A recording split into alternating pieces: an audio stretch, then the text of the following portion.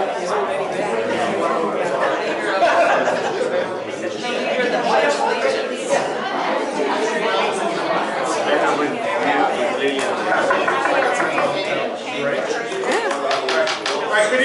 evening, everybody. We're going to get started.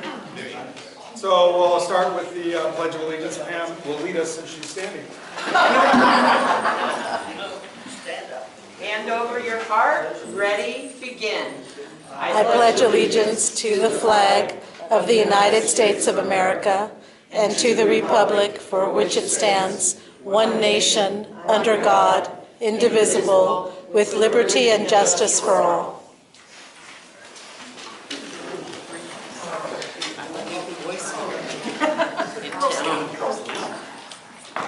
Tom told me to do it, so that means voice. Oh, that's true. That was perfect, Pam. Thank you. I am the secretary tonight, by the way. Okay. Kelly appointed me.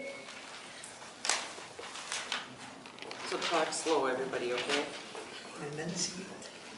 All right. Good evening, everybody. Before we get into committee comments, we're just going to start with reading of the decorum for public comments. And Kurt, do you want to have one, please? All communication by members of the council shall conform to the standards of decorum, whether they are addressing one another or a member of the council or the public. Decorum at meetings of the council for the public. Individuals requesting to speak should stay seated and raise their hand or step to the center podium and wait to be recognized. Once recognized, the speaker should state their name and the city where they reside and then state what item they will be speaking on. Individuals are limited to the time noted on the agenda unless additional time is granted by the presiding officer. A timekeeper may be appointed at each meeting. The speaker should address the council and not other members of the audience. If the speaker wishes to discuss an item not on the agenda, it should be addressed during the open forum section of the agenda. Speakers should stay on topic. Personal attacks, comments, threats, or derogatory statements will not be allowed or tolerated. This was adopted November 4th, 1991, and amended October 19th, 2015. All right, thank you. So this is the point where committee comments are taken on non-agendized items. So if you have a comment on something that we have on our agenda, you can speak then. So who do we have here? Yes, sir. Yeah, just a couple of quick issues there. This is my second week in Acton, and my biggest concern of just living out here is who controls the bikes terrorizing the Santa Clara River and ripping it up and scaring the horses and stuff? Sure. So the Sheriff's Department, for a while, and I don't, maybe Jackie knows, but we have a task force run by Deputy Acton. He's retired, but there's a new sheriff. There's been a stipend provided for a new sheriff. Sergeant Dillard. Lillian just Sergeant Dillard, I just checked on it myself yesterday. So, not yesterday, last week.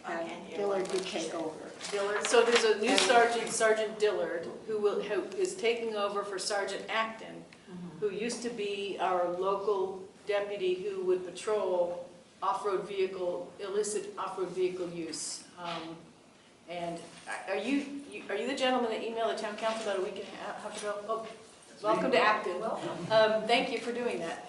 So we now have a new sheriff's deputy who will literally patrol it on his dirt bike and follow people. Yeah, he cited 6 of them this weekend. Oh, okay, so you saw him in action. Okay.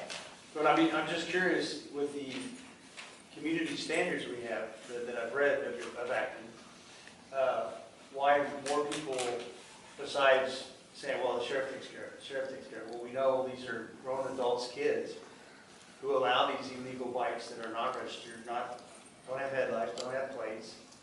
And I mean, if I was a war zone, I'd be pissed.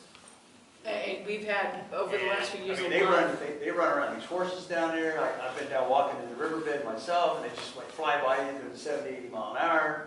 You know, and it's like, yeah, you got one sheriff guy, and he's really helpful, totally agree. But I would think as a community, you know, we can put more impact on that to help curb it some. I mean, all day Sunday, it was like unleashed hair dryers running up and down Cedar Croft. you know? I'm Do you- gonna are say you- that Go ahead. that kind of activity sometimes runs in waves. So. Oh, yeah, I mean, there'll I be a think where they wave. live. Right, it'll happen, and then they'll all get cited, and then they're all gonna stop for a while. Then when they feel like they may not get caught again, they might, or another group might start up. So it's not 24/7. I mean, you know what I'm trying to say? Well, there's all day Sunday. Yeah, well, Half a and they cited on Sunday, you said? Yes, they go outside at Saturday, Sunday, so now they've parked the bikes, and now it's the off-road 4x4s. Yeah, well, that's not permitted either. And they're running the river, they're, oh, I got, Yeah, he's just on and speed that's- dial. just keep calling, and they'll keep coming out and citing them, and eventually they'll get up and realize they're gonna have to trailer out to ride legally somewhere. Yeah, and it's a shame, I mean, I know it's a small town, and there's plenty of places to be able to ride like that, but not in the community terrorizing what I'm seeing. You know, it's No, the sole great. reason we moved out here was for it to be. Yeah, and it is Relaxed illegal. community. It is illegal. One of our struggles is we're an unincorporated community, I so understand. we have no city services at all, other than what the county allocates to us. So I guess I would request, if you have all the information of who they are and what they're writing and their addresses, if you share that with Sergeant Willard or Deputy Willard. Dillard, I'm sorry. Okay. Palmdale Station. Aziz, At the okay, Palmdale Palmdale Station, because I know that Sergeant Acton would go back to their houses and cite if they were abused, they would cite the parents and do Right. those sort of things. Yeah, we'll have pictures. And I don't ride a motorcycle, so I can't really go out, and even then, the issue has come up that residents can't police the way sheriffs would, so there's not a lot that we as a community pulling together can do like we are doing to address, say, for example, high-speed rail or Sigma. But the history has shown that the sheriff's office is pretty responsive.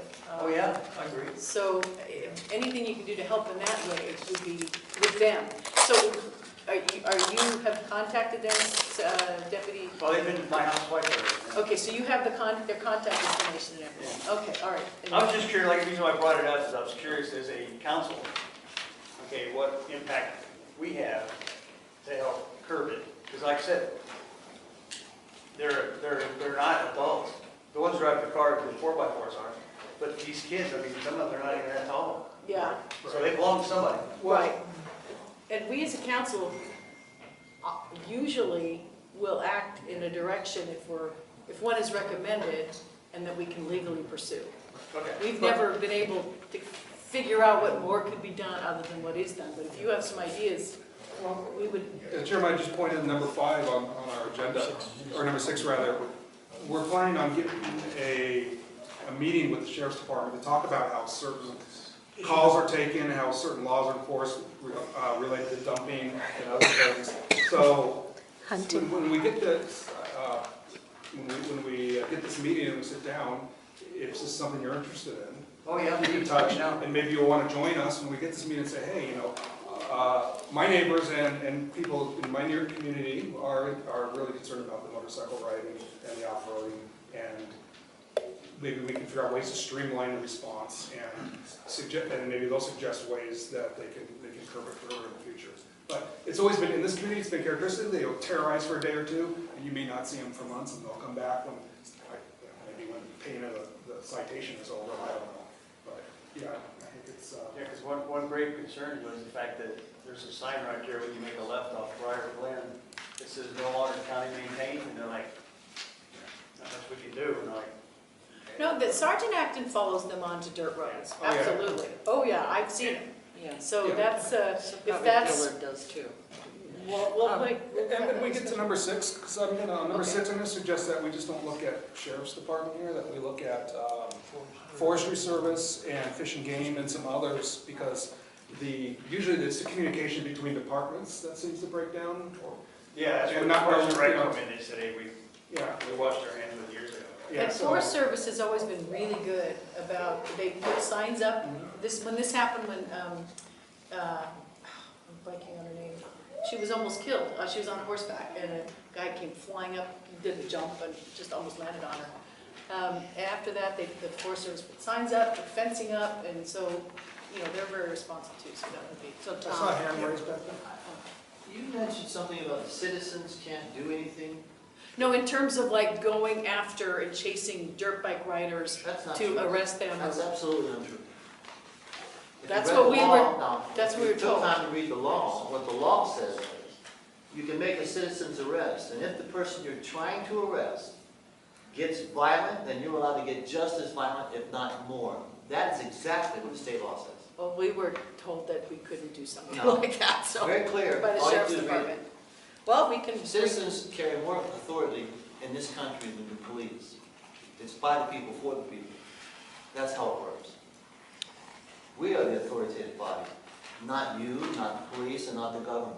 We run this country. Do you ride dirt bikes? I used to Can you lose help my- them out? I was like, I'm just I don't not ride, care. so. I don't like them. They chew up the hillsides and stuff. It takes Right. years for it to grow back. But the point is, you can do something about it. There's just not enough police. There simply is not enough police. Well, there's a And there's limitation. not enough money to hire There's a them. limitation too, that when these people are taken off on a side road, if you yourself don't have a dirt bike or don't have an off-road vehicle, that Well, of course you can't chase them prohibits you foot. from being able to chase somebody down. But, you know, I was raised in Santa Clarita, and back in the 60s, when Soledad and Sierra was a four-way stop, my brother and my dad used to ride dirt bikes out there where the 14 freeway now runs. And then pretty soon they got chased out of there, and then they went into the wash, and they got chased out of there, and pretty soon they were trailering up to Texas Canyon. And I mean, maybe an idea for us in the future for the Country Journal would be to, a reminder, a published reminder that it's illegal to ride in this area. And maybe we could come up with a list of places where it is legal for them to ride. There is. There's 2 square kilometers. Yeah. No, but I'm saying, but to publish it for people that maybe As a are reminder. new here, and as a Maybe reminder, this is where they can go to legally ride. Well, you do feature in your paper that it's illegal to do. Well, Lillian does, and I'm sure Acton Town Council News does too, so. Since you're new, this is Lily, is the She publisher runs of the that Country paper. Journal. And this is That's Acton her Town paper there. Kids to write. Nobody cares We about. have 2 papers here, or sometimes 3 that come to our meetings and respond. All right, Lily, yes. Add to that, I do regularly publish that off-road vehicles are not legal to ride. And Roar Flats is about the only place locally that it is legal. The problem with doing a citizen's arrest is that you have to be willing to follow through, because if you're not, that means filing a complaint, going to court, and if you don't follow through, the person that you're complaining about may turn around and sue you for harassment or whatever. So once you start something, you have to be ready to finish it. And I think that's one of the reasons that law enforcement here has said to us as a community that it's probably not safe for individuals who are not going to follow through to try to stop or in some way confront the illegal riders. You have to be careful. I mean, people are not very kind anymore, and if you catch them doing something they shouldn't do, they have a tendency to sometimes become less than polite, so. Well, I thought it was also, as I recall, this is about 10 years ago, that if you follow them to their house and you go to their house, you're trespassing. So you yourself can be arrested. It was that's what that's the word 10 years ago. Maybe it's changed. We'll talk about it with the sheriff's And the department. sheriff is here. yeah. So Tom, Yes. 2 points. I know that they just were awarded the grant again. I read that in the paper, right? That was Green in sticker July. grant? Yes, last Yeah. July they got the grant. So we know that they're able to patrol our area. And second, I talked to Brady Watt. He is still willing to give a space over at Santiago Square for the sheriff's department. Substation? Yep. Oh, Well, we can bring that up. yeah. Yeah, that can go under number 6. Okay. Okay, perfect. So, I think there's room for improvement, and I think all of us on this side, we're excited to have you here, and that you're willing to get involved. I think that's even better. So, Oh, yeah. so you're welcome. Keep in touch, and when we get this meeting together, if you want to join us. Well, I only missed it by a week and running for a board member seat. Well, Yeah. after the election, It's like, we'll be making some appointments after the election. So. yeah. All right, anybody else with community comments? I just have Yes, a ma'am. question. Is Rob resigned already? No, he's sick. he's just sick tonight. He's sick Dylan and And Dylan's sick too. Dylan's sick too. Kelly's still. Kelly's, Kelly's Kelly's away. out of town. Kelly's out of town. She, Okay, so we're just short one person. yeah, Right. Thank you. she's on grandbaby. She's in Texas. I have a question. Yes. I don't have a copy of it here, but I read in the Country Journal that it is illegal to bring in mulch. According to that, is that true? No, it's encouraged to bring in mulch, clean Well, there's mulch. something in the article, dust I'll have to control. find it for you and send it to you, because what about dirt? Depends on. What about Well, dirt? Yeah, we're Wanna gonna talk about dirt? Okay, so when we get to the illegal grading dumping, Okay. we'll Yeah. tackle that for you. Okay? Yes, and I have some. We can talk about You dirt. can use both. Yeah, so there's been I a lot have of dirt something talk, a illegal. lot of talking dirt. And lately. most of the dirt. I mean, Yeah. I'll talk about Okay. the rest of it. All right, so any other community comments? All right, we're gonna move on then. Okay, Pam, do we have any minutes that are available to? She didn't give me any minutes. Okay, so we'll just table that to the next meeting. Table it. All right, announcements and correspondence. You want to start on the left there? I don't have any. The only thing that was the regional planning is postponed all their meetings until when, Jackie? Oh, it's right there. October 31. So, And I'm almost through the school. If there's anything in here, I'll comment on it later, but I'm almost through with it. There was an email from Irvin Turner, that's you, right? Okay, so, I was gonna announce that correspondence, but that's already done. And there's a correspondence from resident Jeff Holland, who has, he's said that he's noticed there's an increasing amount of roadside trash, paper, plastic bottles, cans, etc., along Acton's roads. And is there something that we can do about this? Does the county not have a department responsible for cleaning up roadside trash? I'm happy to address this issue. This came in on Saturday. I haven't had a chance to get back to him.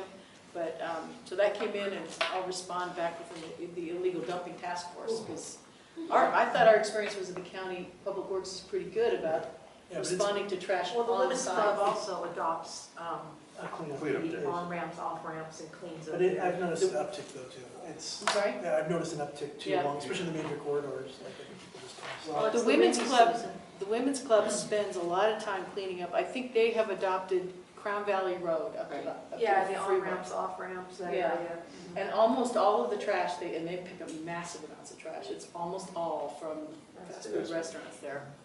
So, Well, this is something we might want to agendize for future meeting and possibly approach some of these fast food restaurants So- and ask them if they could, institute a cleanup program of some kind and maybe get a community involved. Maybe they can adopt their own area. that's a really good idea. Ask them to sponsor cleaning up areas. That's Yeah. brilliant. Yeah. So I guess if we do that, then I would want to put that in the response. So I guess items for next agenda, we'll put that on there, and if we do that, then I will respond to him with that comment. And then there was, I think there was one of those. Can I piggyback off that comment? Yes. Because I take Aliso Canyon to work every day, and there's massive amounts of trash being thrown on the side of Aliso Canyon. And it's the same trash that's been laying there for like 3 weeks now. And when it hits the ground, it splatters, and then the crows get in it, and they scatter it. So maybe can we, on our website somewhere, post if you see trash on the side roads, the contact for Public Works? Because they're usually, when they know about it, they're usually pretty good about coming out and picking it up. There's about 8 bags laying out there right It depends on where it is. It has to be in the right of way. Yes, and that's the It's- problem, is that it Yeah. gets now. onto Well, the it side. hits the road, and then it just like, wherever it blows, it's the car to run over it. Well, if you see it on the side of the road, as soon as you see it, if we make the call, they'll come and pick it up, and then. Okay. Although having some of these businesses sponsor the cleanup is unbelievably brilliant. You're so smart. I think that's it. Yes, I think that's it for correspondence that I'm aware of. Okay. I've had correspondence with several people regarding some properties that are experiencing dumping, so we'll talk about that. Okay. All right, councilmember comments. Start again, Pam. I received a call from the owner of the 76 station, concerned about the gas stations that are being proposed, and just wanted to, More gas, what was the concern exactly? whether they would be selling diesel, Okay. what was the traffic situation going to be for this intersection, and what was our program, what were we doing to work with the county to let everybody in the community know about these gas stations, proposed gas stations. Okay. Well, for those that aren't aware, there is a proposed development on the corner of Crown Valley Road and Antelope Woods that would have 20 gas pumps. We're going to talk about it most likely under agenda item 7. So. Oh, okay, sorry. Yeah, no problem. And that's going to kind of cover some of that. But just to be clear, our job isn't to protect the Union 76 here. Our job is to protect the community of Acton from, and make sure that developments meet standards here. Yeah. So. He's an Acton resident. He just was concerned about the traffic and obviously his business too, which I would be too. Well, there's also the market businesses too that'll be associated. We'll talk about that later. My council member comments are sort of springing off of what Pam just mentioned. We keep having these businesses come and propose, and I misspoke at the last meeting. I realized there were 10 pump locations, but each pump supports 2 slots, so it's 20 pump locations, which would be 170 cars per day for each one, so it's almost 3,000 to 4,000 cars a day that would be brought. That's just for the gas station part, right there. And, you know, if it seems to me, it feels to me like these developments keep coming in and we're going in the wrong direction. We need to start going in the direction that the AV plan has established for us, which is we're not supposed to have 60-foot high or 35-foot high brightly lit signs. All of those signs, the ARCO sign, even the 76 sign, the Shell sign, the Jack in the Box sign, all of them should have been replaced with 7-foot high monument signs in 2006. And it seems to me that if we don't do something to lasso this development profile at that intersection, we're going to keep getting hammered with more freeway serving businesses. So I would like, as my council member comment, is to start on that process of looking at, you know, because these businesses keep coming to us, a reason is potentially because of all the other freeway serving business we have there with the giant lights and the giant signs that are internally lit and violate every aspect of our CSD. So. Can I ask a silly question? Yes. What exactly is this environment around here supposed to be? A rural community. What does that mean exactly, in your opinion? It's not our opinion, it's what's set forth in the general plan. Low density development, all the development is to be community serving, not freeway serving, and not pull cars from the freeway into the community. But, well, when you have 1 gas station, 2 gas stations, We have 3. we pay $4 a gallon because they have exclusivity and you protect that exclusivity. But that's got to be illegal somewhere. We don't protect them in That's any what it shape or sounds like on form. this end. No, it's the county, it's in the plan. It's so offensive, there should be none of that. When You start letting a few people in there, it starts to look kind of criminal. Well, one of the Or someone's reasons, paying somebody something. Well, there should be none. one of the reasons I that don't the town, understand. one of the reasons that the town council came together was because those businesses were put in a very small window of time, all of them at approximately the same time, without any input or comment from the community. And since then, the community's come together, we've developed the AV plan and the CSDs, and so that type of proliferation would not continue. So that is how all of those came together. It's not as if they're in everybody's backyard. It's like a little business community. No one lives there. Except for it's right between where our school children walk from the middle school up to our library. Well, they have a And- crosswalk guard, for God's sake. I mean, listen, Well, people have babies So those are my every day. They gotta live consequences. somewhere, don't they? Yeah. Well, we Okay, do have and let me those. just, We yeah. do. And by the way, so I'm clear, I'm not suggesting that we get rid of those businesses. My comments were exclusively about bringing the signs into compliance with our CSD. And just to be clear, the Acton Town Council, well before all these council members, myself, were sitting here, did not approve those businesses and bring them in. We did not let them in and keep others out. So But that 76 station's been there since what, 40? that's right, well before the CSD and well before the Acton Town Council. So, okay. I just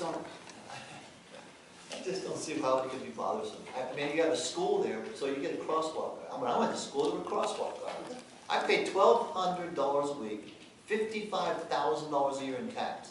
I get We all do. absolutely nothing for that.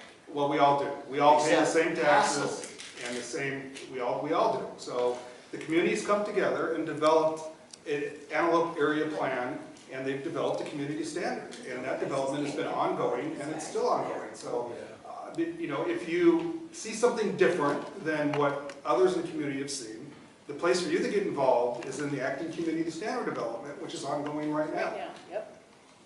I don't know. I don't know where these other people are, but the people I talk to aren't exactly happy.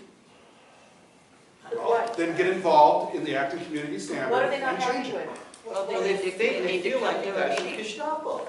If Pardon? one of the We have no truth power. We have no We're power. not We don't Gestapo. approve Oh, you have zero power, then why are you sitting there? Because we're just a We're a mouthpiece for the communicative community. entity for, Yeah, but when you what- guys have an opinion, we We convey talk it to the without county. you, so I don't understand why you. We convey your feelings to the county when To the who? community The comes community. together. But they listen to The you, community comes correct? together with an opinion.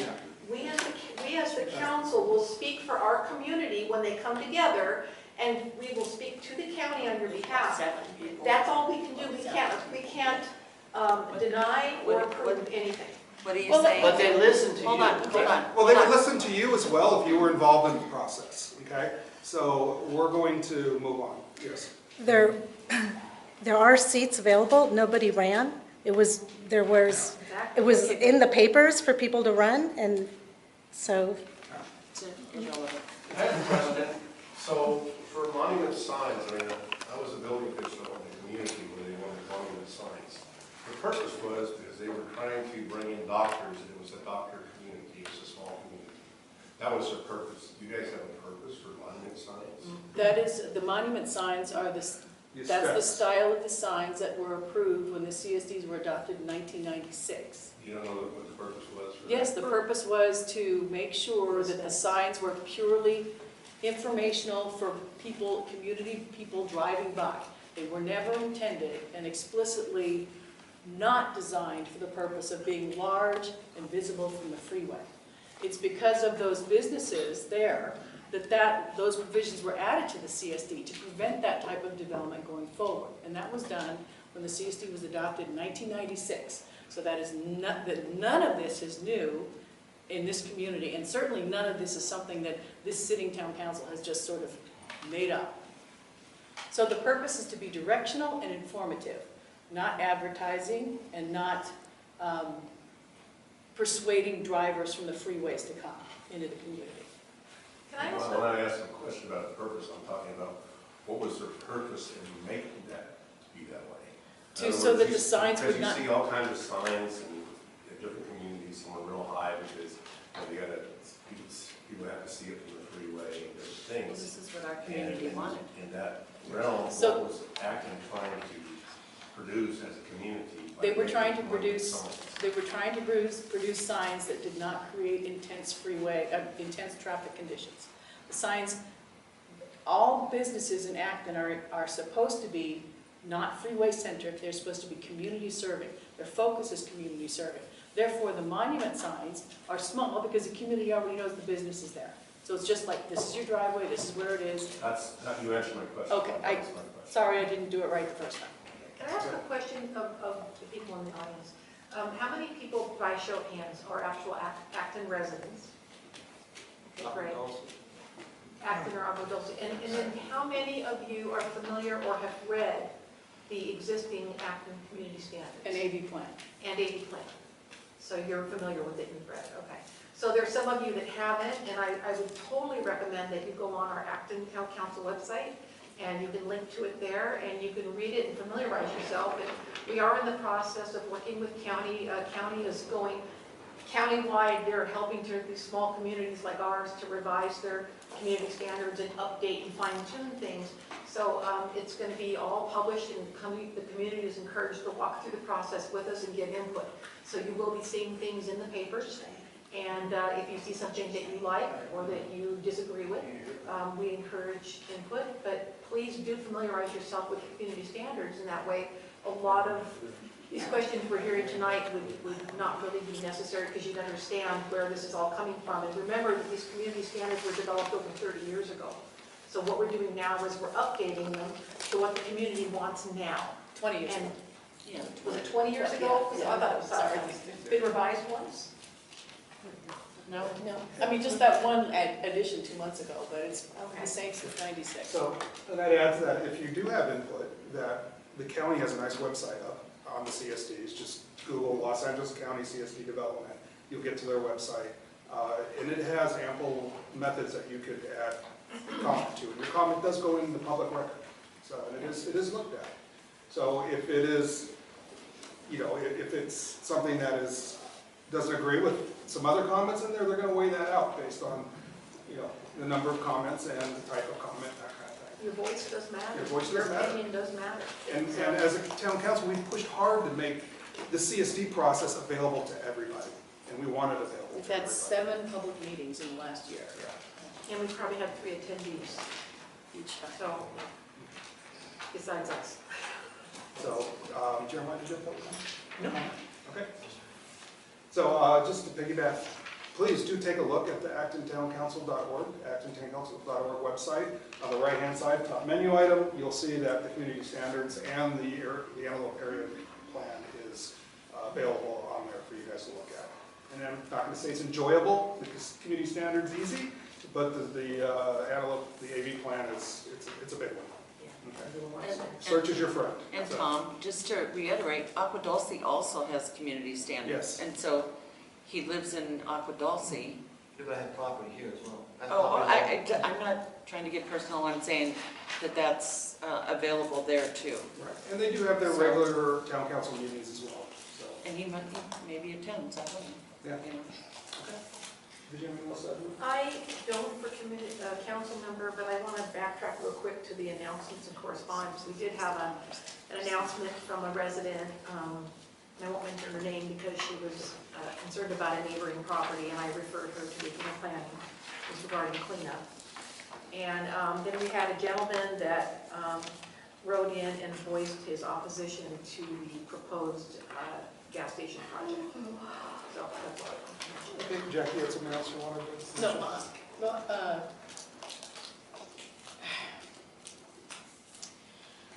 the reason I was bringing up the issue about the signs is it's sort of a start, how do I say this?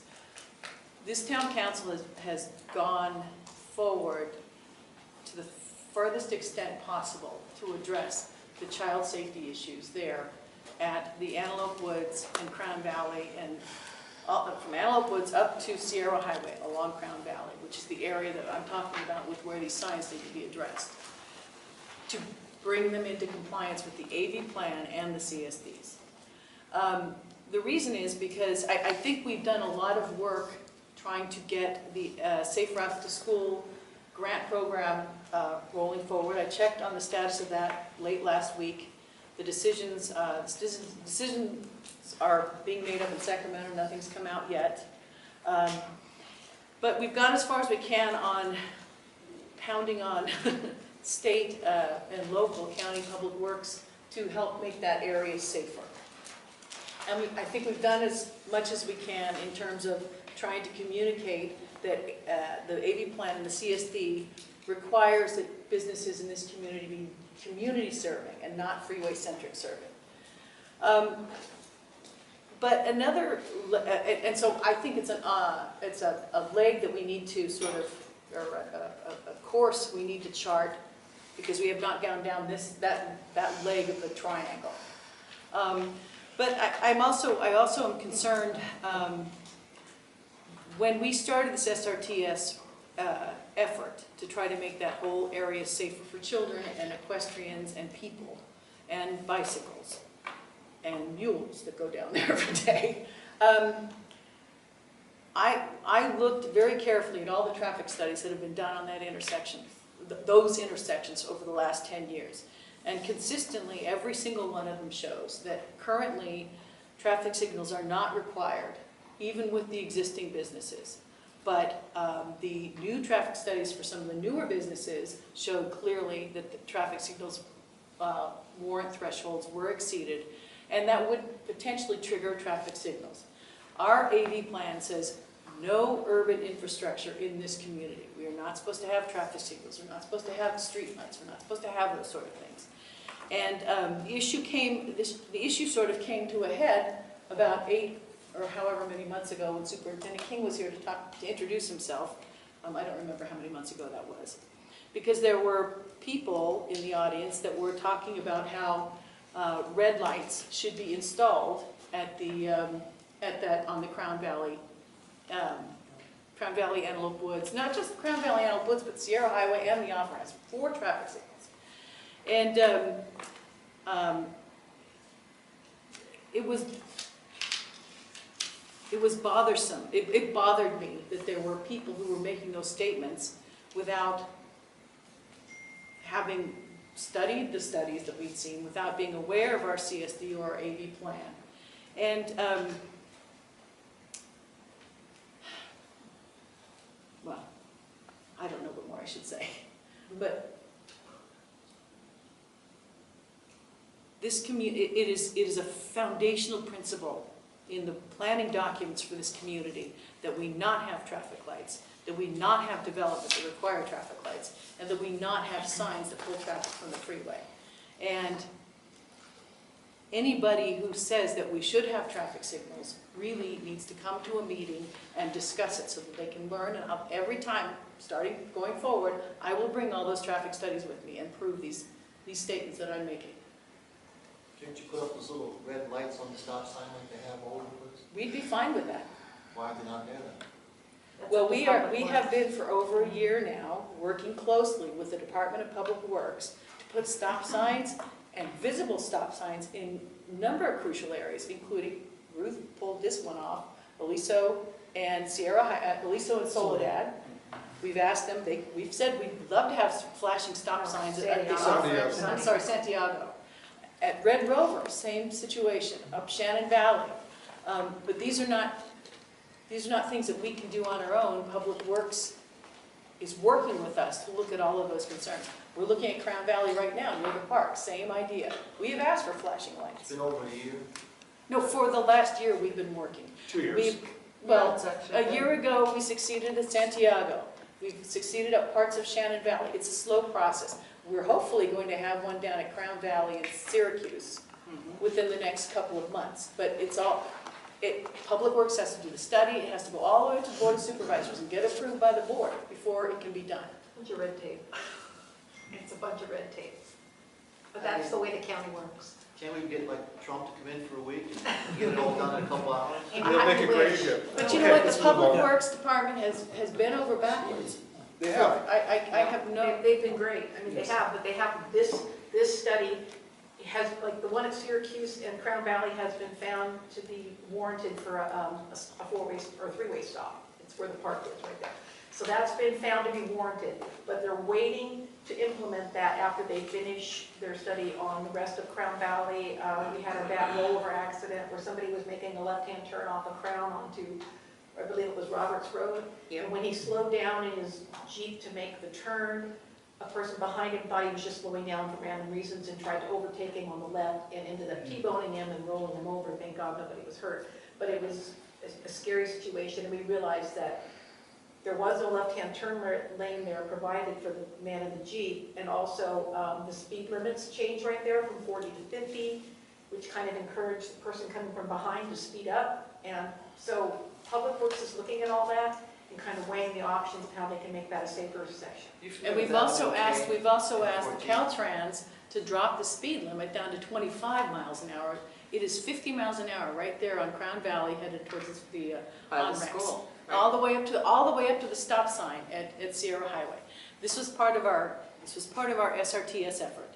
And the day that we had the large public meeting on July 2nd for the SRTS effort, that day we had Caltrans, Public Works, everybody coming here because the town council worked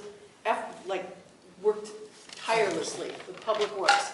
We got that SRTS grant going. But the day that that meeting happened, there was a terrible accident right there at the intersection of the freeway off-ramps 20 minutes before the meeting was started. And so the Public Works guy and the Caltrans guy was late. And I told him we arranged that accident just for him. So we're doing everything we can in our power to push the agencies to go forward on this. The town council there's nothing that the town council's done, and they've taken the lead on all of these efforts. As soon as there's a child sacrifice on that intersection, you're talking about, There has been those signs already. will pop up like that. 'Cause that's usually how it works. We hope it doesn't. Yeah. Okay. It's important, just real quick, because SRTS came up and it's not agendized, but I'll just take the council comment and we'll talk about it.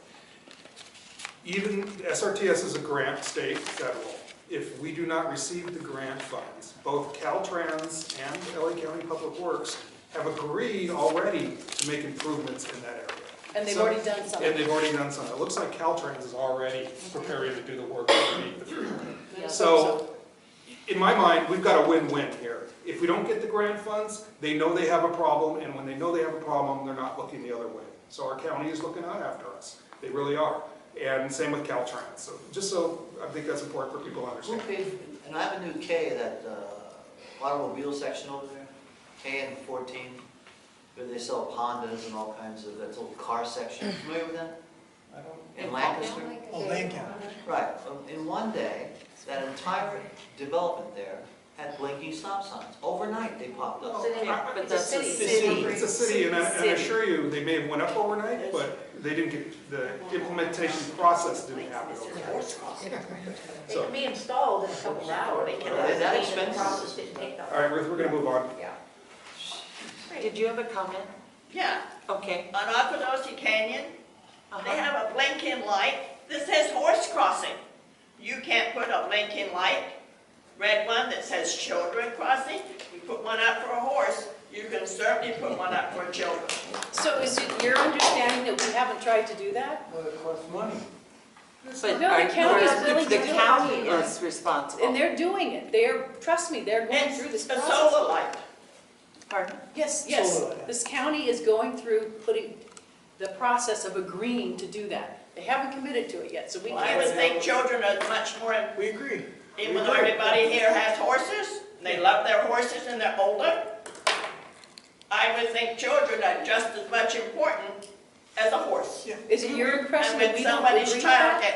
when somebody's child gets hurt or runs across the road and gets killed, they're gonna blame the driver, when a lot of times it's the kids just go shriek across the road. Well, we are diligently You know, working to get this done. Then you hear that all the time. We can't do anything, we can't do anything. The town doesn't want a light. I don't think anybody here has I've said lived here that. for 40 years, and that's all I've ever heard. We can't have a town. This is country, we don't need a light. Well, now where the school is at and the library is at, which doesn't make a whole lot of sense to me, but then I didn't build it. Then, when somebody gets killed or somebody gets hurt really bad, one of them children going from the school to the library, you're so worried about the sidewalk and about a horse going under the freeway, then you'll have a light. I don't know where you're getting your information from, because if you've come to these meetings before. It was in the paper, Hold on, ma'am. in the Country Journal, Hold on. about horse making a trail. We gotta have a trail under the freeway for horses. But that wasn't the priority for this And that wasn't town. what was said. I know, ma'am, we are diligently working to make it safe for our children. You guys have more to say than anybody in this town. The 7 of you have more to say than anybody else. It's always been that way. You guys have more to say than anybody else. What you guys don't want doesn't get in. If you want it, it gets in. Wow. And it's always been that way. I'm very confused about what you're saying, and I've never seen you here at a meeting before. I haven't been. And, okay, then you don't know what's going on here. You'll have to excuse me if I No, sound I rude. read the paper and I hear what people say. Okay, Well, I will say this, and I believe the And you paper know what? reported this, what we asked for on the Just SRTS. not to be- Ma'am, only one I person. can't hear Ma'am, when you say it. well, And move we up. hear We you. hear you. I can't hear you. All right, Well, then I'll- come I'll up speak- here. I'll speak loud. Speak louder, Jackie, and I she'll. will speak loud. What we requested on the SRTS, Safe routes to Grant school. I don't have the internet. what we requested on the Safe Routes to School grant application was a path for people and a path for horses. And the people would be further away from the cars than the horses. So that is what the application is that was requested. So there is a path for children, and there is a path for horses, and both are separated from the cars. That's what this town council requested, and that is what I understand the county applied for. The county submitted the application, so we had no say on it. There's crossing guards for the children every day after school, and we fought hard to get that too. I know you have, And we're fighting Okay. hard to get an additional one as well. but the light would also stop the traffic from flying through there, even But though that there's a is stop not sign. in our community standards district. That's what we're saying to you. It's not in the district, nor is it in the AV general plan. It's also not true that adding a traffic signal Well, we're not makes... in Antelope Valley, we live in Acton, so. What traffic signals do is they make traffic move faster and smoother. There is nothing, having long discussions with traffic engineers, putting a traffic signal in there does not guarantee children will be safer.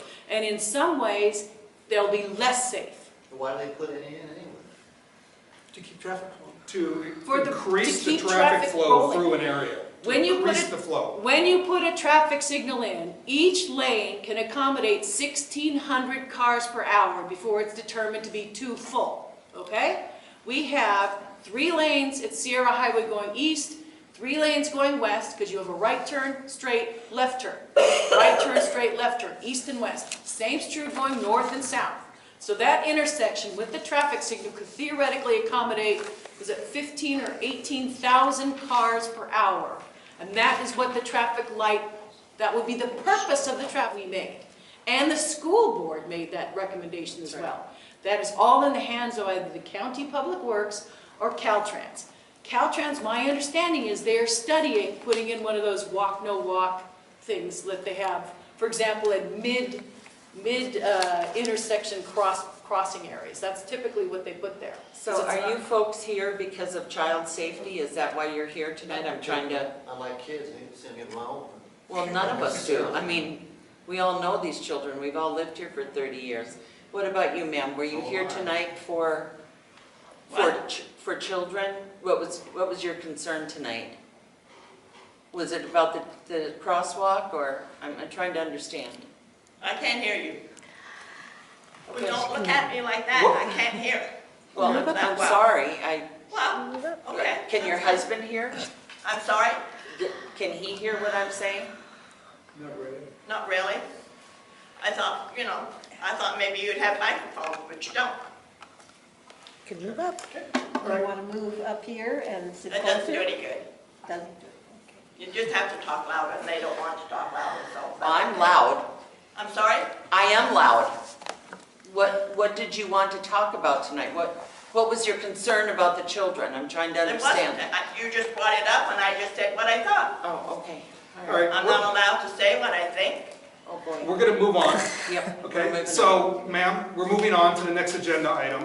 And I do suggest, if this is the first meeting you've come to, next time, if you have topics that you want to talk to us about, the public comment section, right where we start off, is when you should present Then that. you were talking about the children in the crossing, and I just brought up what I thought. Now, is that wrong? No, and we've heard you. Well, But then we- don't but- make a big deal about it. Okay, we won't. Let's move on.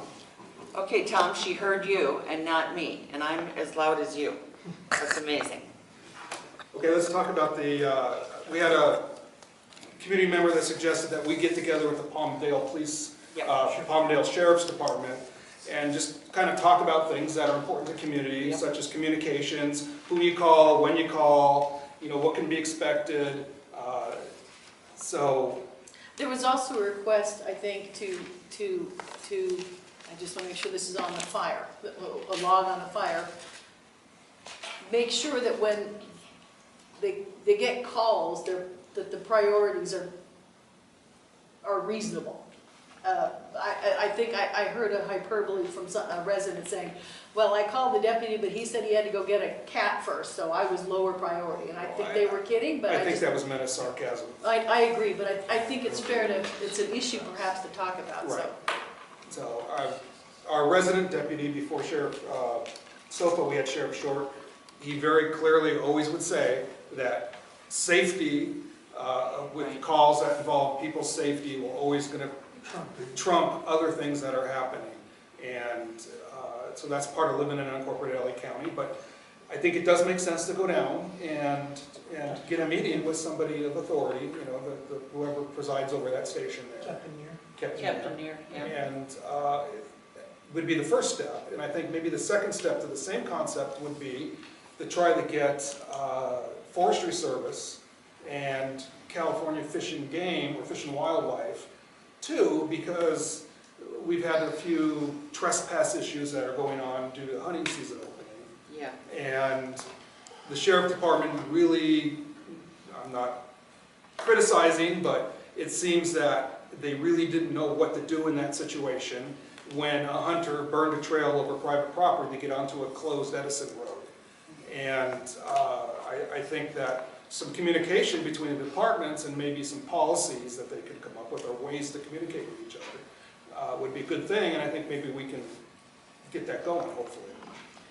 So. And then again, Brady Watt has offered that space.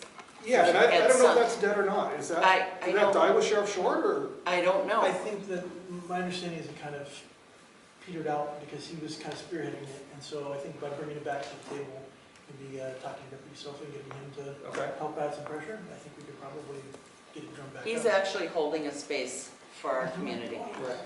So for people that don't know, Brady Watt is a local property owner. He has Santiago Square and some others. Right. And he in Santiago Square, there are open spaces that he would normally rent to a business owner.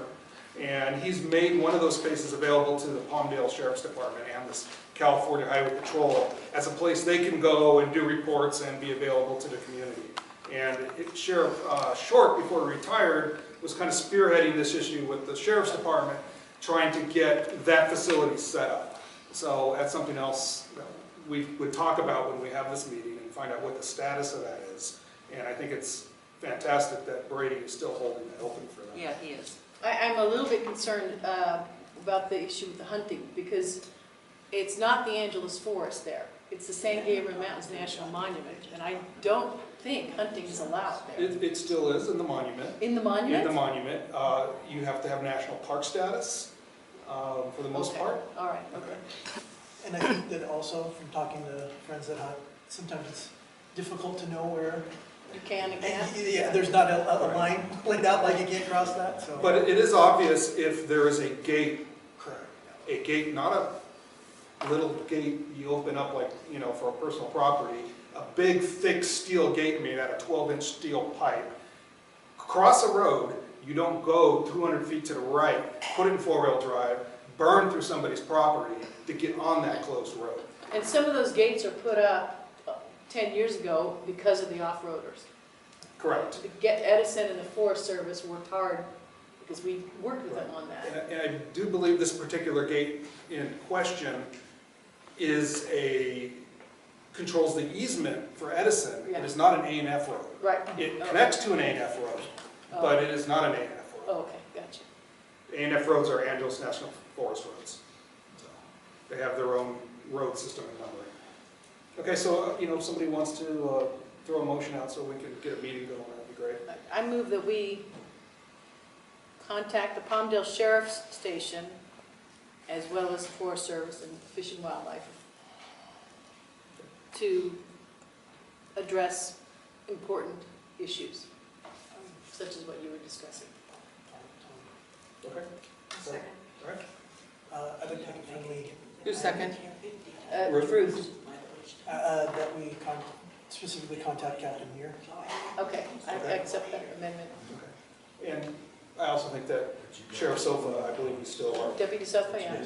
is still our resident Yes. deputy. Now, I've heard some rumors that he may not be. I don't know if that's true or Well, not. let's just extend the invitation. Can't He's in hurt. training. No, Okay. so let's just, But I'm just going on the assumption that he still is and will continue to be so. So I think he Yeah. got to be brought in at this level as well.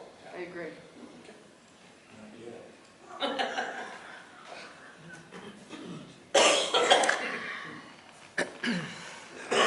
I got it. Got it? All right, so all in favor? Aye. I think I'm required tonight, so unanimous, so motion carries. Oh, 4 is a quorum though. We have 7. So 4 is a quorum. Yes, it is. Okay, so. I don't need- Okay, we're good. We're good regardless. So motion carried. Hey, guys, if you want to have a private conversation, you can do it outside, please. Isn't that what you're doing?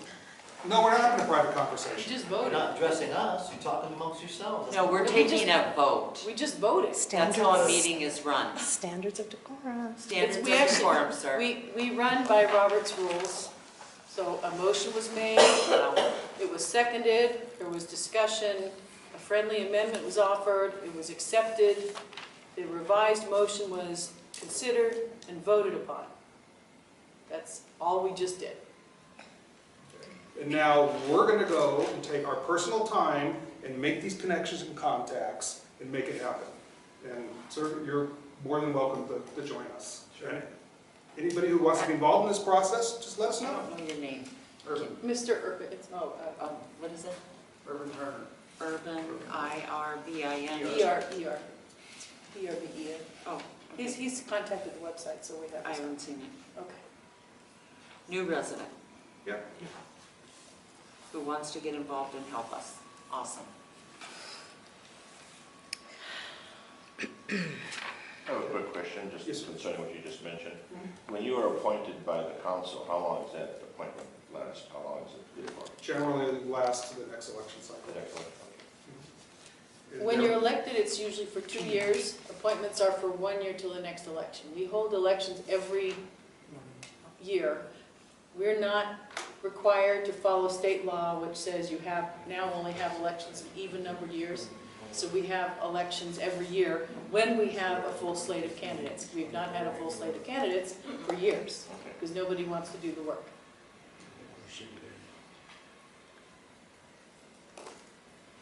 Okay, let's move on. I'll get the ball rolling next time I see Deputy Soto. Okay, so Tom, you're going to handle that? Yes.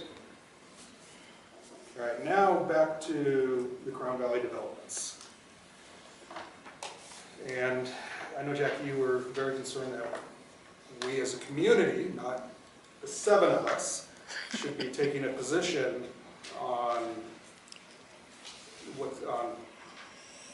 more or less what we'd like to see happen there in terms of Right, and I also wanted... development that meets the community standards. Right, and I also wanted to add, since that meeting, I've done some research and I've learned that it is not just that part of the parcel where the development is proposed, it's commercial. The entire parcel is zoned commercial, and it is about 4.5 acres in size. And so it's a large parcel, so the part that was shown to be not developed could still be developed as a second phase entirely for commercial. That was a concern of mine too, Jackie, that it was 2 acres at least. Yeah, that it's less it than, could- yeah, less than half the development's on less than half the parcel, the property. There was also, So just for clarification, that property is not subdivided, that is a single property? that is correct. It is, and I have the assessor map here if anybody wants to look at it. It's about 4.3 acres in size, 4.28 acres. Again, we're talking about Antelope Woods in Crown Valley, which would be the southwest corner. That's correct. And if you look at our website, there's actually the site plan and rendering from the developer that's up there for you guys to look at. If you look at the hot topics or the announcements, you'll see that post up there. And we've had for now more than a month requested public comment on this development. And we have, all the comments we've received have been not in support of it. The site plan unfortunately does not show, they said they were going to add another lane and a turn lane, but none of that is depicted on the site plan.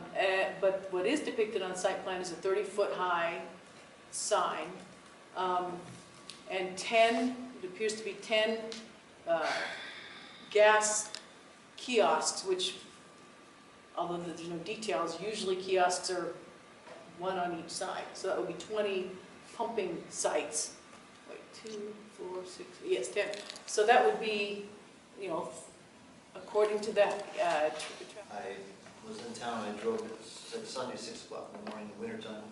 I drove south from the intersection you guys are all talking about, down Crown Valley towards town, if that's what it is. And that water company on the right, that little cinder block knee wall, it's kind of a mauve color. That's Department of Public Works District 37 I chlorination saw some station. young guy clutching his chest, leaned up against that knee wall. And so I went clear down to the river, and I thought, that didn't look right. I turned around, came back up, and pulled on the opposite side of the road, and rolled down the window. I said, "You all right?" He said, "Yeah." I said, "Why are you clutching your chest like that?" And he said, "Oh, I got a pain in my chest from walking up that hill." I said, "What hill?" He said, "Crown Valley." I said, "That's not a hill." He said, "Your dad dead?" He said, "Yeah." I said, "Heart attack? Young age?" He said, "Yeah." I said, "You're having a heart attack." I could just tell by looking at him. So I went over to him and said, "Your jaw hurt? No. Your left arm? No." So I gave him an aspirin. That's all I had to put him under the tongue. I called the ambulance. It's only like a bow and arrow throw up the street.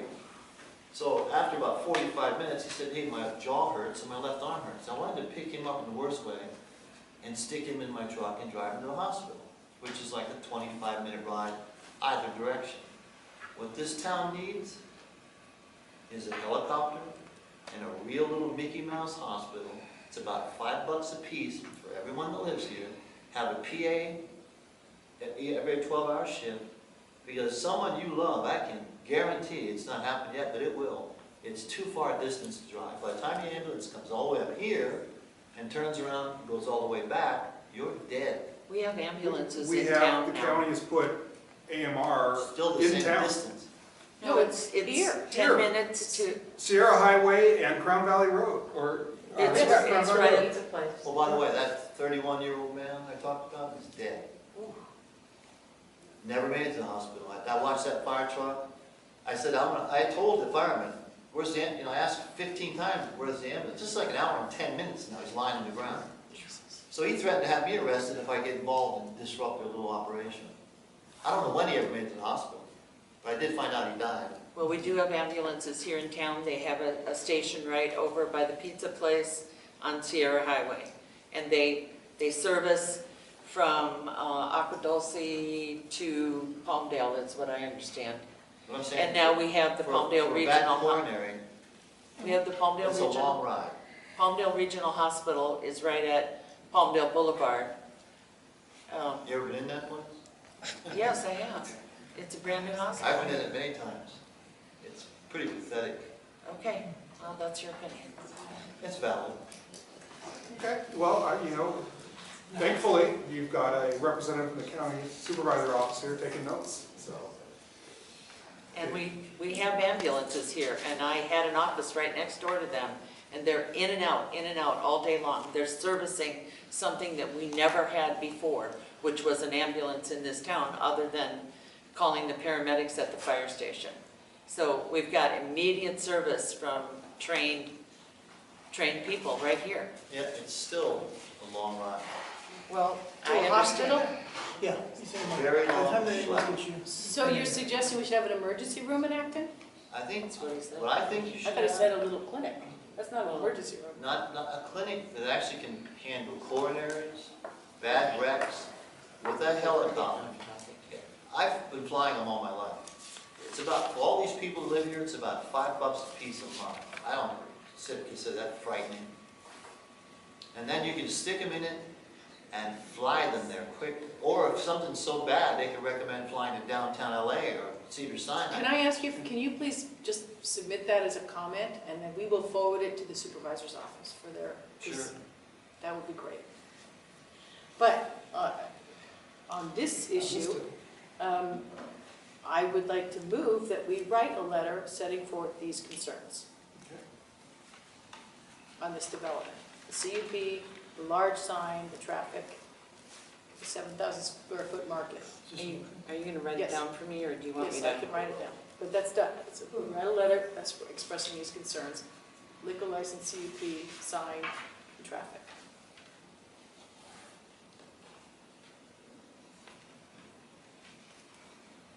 I'll write it out for you.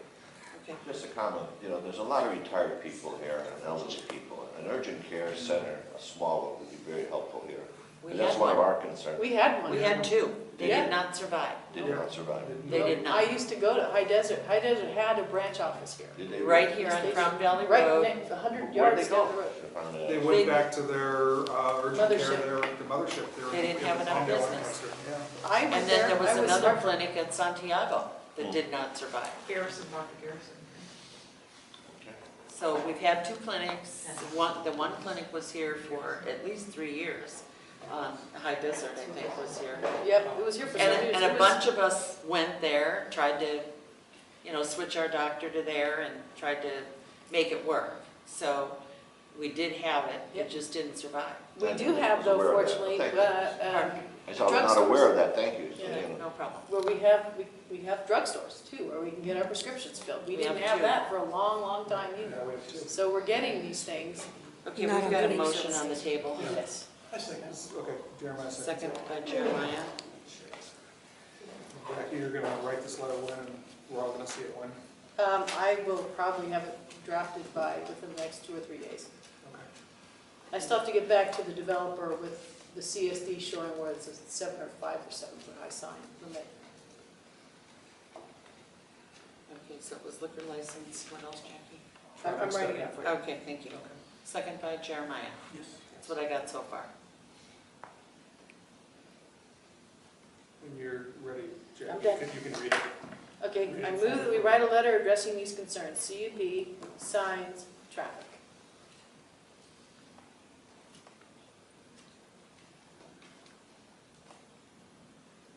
Okay. Any other discussion?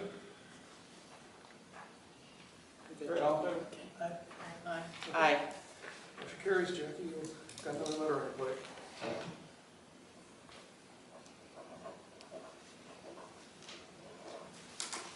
Okay, so we're gonna move on to number 8, the SCA ordinance. The group of us went down to the planning commission hearing to voice our concerns with the alternative draft of the SCA ordinance that they were prepared to vote upon. Tell them what SCA is. SCA is significant ecological area in the county of LA, but I guess they will map areas where they believe there are ecological resources of importance that they want to protect, and they will basically put development restrictions on those areas to protect those resources.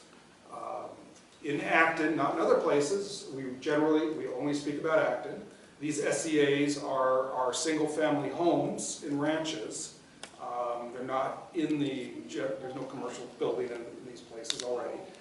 And Well, Shambhala, well, And we have an animal preserve And inside all the the SCA. campgrounds, yeah. And so the alternative was going to say that if you had a single-family home in Acton SCA, you would be exempt from the SCA review, which had all the prohibitions of building.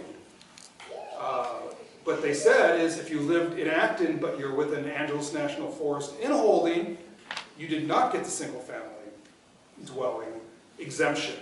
So we asked them why that was, what's different between something important in Angeles National Forest and something important that's not Angeles National Forest. They kind of agreed and said they didn't know, so that's one of the reasons that the ordinance was sent back to the planning department to be looked at. The other reason was Dylan Lundy, our other member, was out ill today, who representing the local water haulers had questions about their CUPs and how it would affect them, and those questions were never addressed in the ordinance. So for those two reasons, the ordinance is pushed back to planning.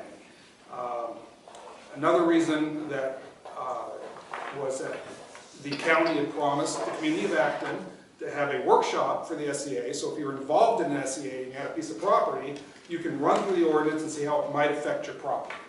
That workshop never happened. It just didn't get scheduled. So it is now scheduled, and we have a chance here to hopefully get this thing lined up with the needs of the community, because most people in these SEA areas that have homes, they believe, and this is the community input, that they're doing a fine job as stewardship of the properties, that they are not the problem. There are other areas outside of our area where community members wish to keep these areas undeveloped.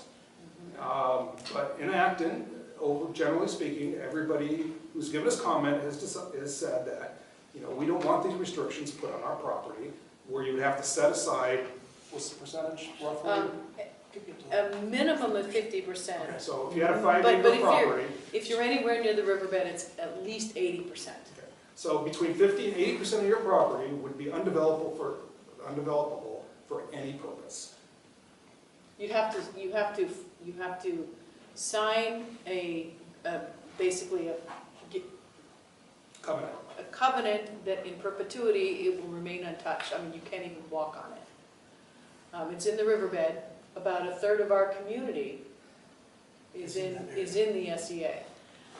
Before 2015, the SEA boundary within Acton was small and within the riverbed, and it was not too burdensome because most of the areas it encompassed were not developable because they're in the riverbed. But then they expanded the boundary, and we spent quite a bit of time pointing out to the county that all of the resources that the SEA is intended to protect were nowhere near the areas, their expansion areas. So after much effort and discussions with Supervisor Antonovich, then Supervisor Antonovich's office, he amended the AV plan to say that single-family residential development and accessory uses are exempted from the SEA ordinance, because that is what we asked for. And he was very good about implementing that, and we are still working to make sure that those protections remain in place as this SEA ordinance goes forward. We have several uses in the SEA that are existing uses, including Shambhala, our campgrounds, all of our water haulers, and there are a few other things like the sports area. And many of those are operating subject to a CUP, conditional use permit, that has to be renewed every 10 years or 5 years. We don't know, it depends on the limits. So the current draft says that when you go through a CUP review, you have to go through this environmental review as well. And our concern, of course, is that how can an existing business with an existing footprint give up 50 or 80% of their land? How do they comply with the set-aside requirements of the SEA ordinance for an existing facility, some of which are crucial to the survival of this community, of water haulers in particular. But also Shambhala is a big part of this community, and campgrounds as well. So it was a big concern, and we've spent hundreds of hours on this SEA ordinance over the last 5 years. And so the school, I'm sorry, not school, the regional planning board is working with us on that to fix those problems. So when is the meeting? The meeting is Monday the 29th. October 29th? Yes. Yes. And it's a public meeting, so we are asking everybody who has any property within the SEA boundary, which means anywhere near the river basically, to please come so you can learn about how this ordinance will affect you, limit your development abilities. And it's also, one other thing, in our CSD, we have asked for home-based businesses to be expanded, to basically not be limited in any way other than either health and safety or, we wouldn't want a TNT factory, obviously, or neighbor impacts. So we're concerned that this SEA ordinance might thwart that objective for trying to expand home-based businesses in the community. Where is the meeting, Tom? The meeting is here in this room at 1 to 3 p.m. Is there a map that publishes that? There is. If you go onto Google LA County SEA program, you'll find their official website. It's pretty easy to find, and they will have the maps on And there. there's a email list on there too you can join, and they will send you weekly updates on different things about it. And just to piggyback on, if you have property in those areas, or if you know someone that's not here, I think that's probably pretty important to help get them out, to make sure that they have an understanding of what it could impact them, or also get their voice heard so that maybe it won't impact them. So I mean, generally, you're talking Soledad area, Kentucky Springs area, Angeles Forest Angeles Highway. Forest Highway area, Aliso Canyon on the west side. Carson Mesa, all of that, all the way Carson up to Mesa. Mabe. It's about the third of the west side of Acton. It's about a third of Acton. Third of Acton totally, The but east mostly side, on the, yeah, east, south, and east. yeah. Yeah. So it's a good chance that you might be wound up in this thing, Or know somebody who is. and you know somebody else. So who's going to be at the meeting? Is it? We will have regional planning, Irish Chi is, Okay. we don't know exactly who from Hopefully the county other than biologist that will is be there coming. too, yeah. I assume that the county biologists will be here. Okay, We've worked really hard to put this meeting together, so we Yeah. really need people to come and. Yes. And the format of this meeting, what we'd like to see happen here is for someone to say, I'd like to put a barn on my property and clear an arena. How is that going to impact me? I have a home-based business. We make widgets, and my widgets are in my outbuilding. How is this going to impact me? So we'd like the planners to go through the ordinance and see how it applies to individual property owners. That's what we're after here. You know, if you come in and say, I don't want the SCA, that's great. Make your comments, but that's not the purpose of the meeting. The meeting is to work through the effect of the ordinance on individual properties. Because we've asked several times, when the water haulers come in for their CUP, what's going to happen? And we have not had a clear picture. And we can't risk any ordinance being developed that threatens the survival of our water haulers, because so many people in Acton require, Water delivery. rely on them, so. Okay. Anybody have anything else on this?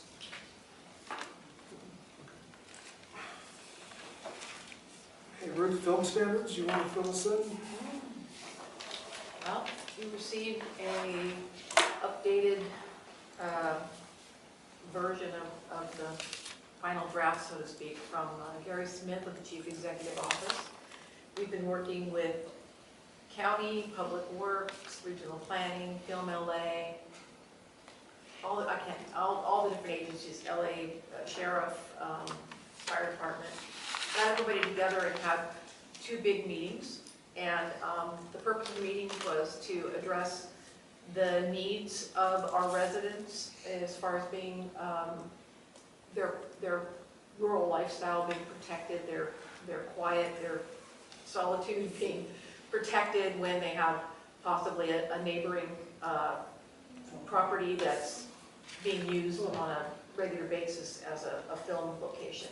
And you know, we tried to be proactive with this, and county is reworking their film ordinance right now and giving small communities a chance to provide input.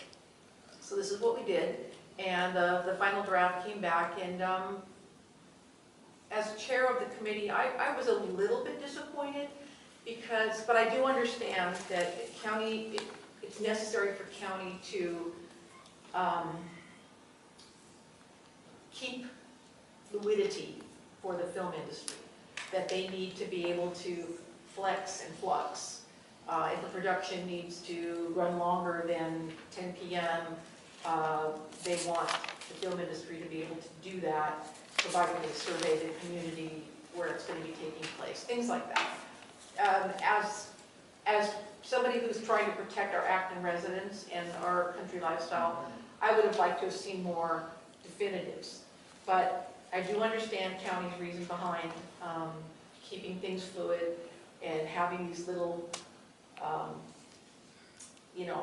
case-by-case type situations, and having that written in the ordinance where they would be able to evaluate a certain production and allow that to go beyond the normal hours, or start a little bit earlier and let's survey these people in the area and make sure they're all okay with it.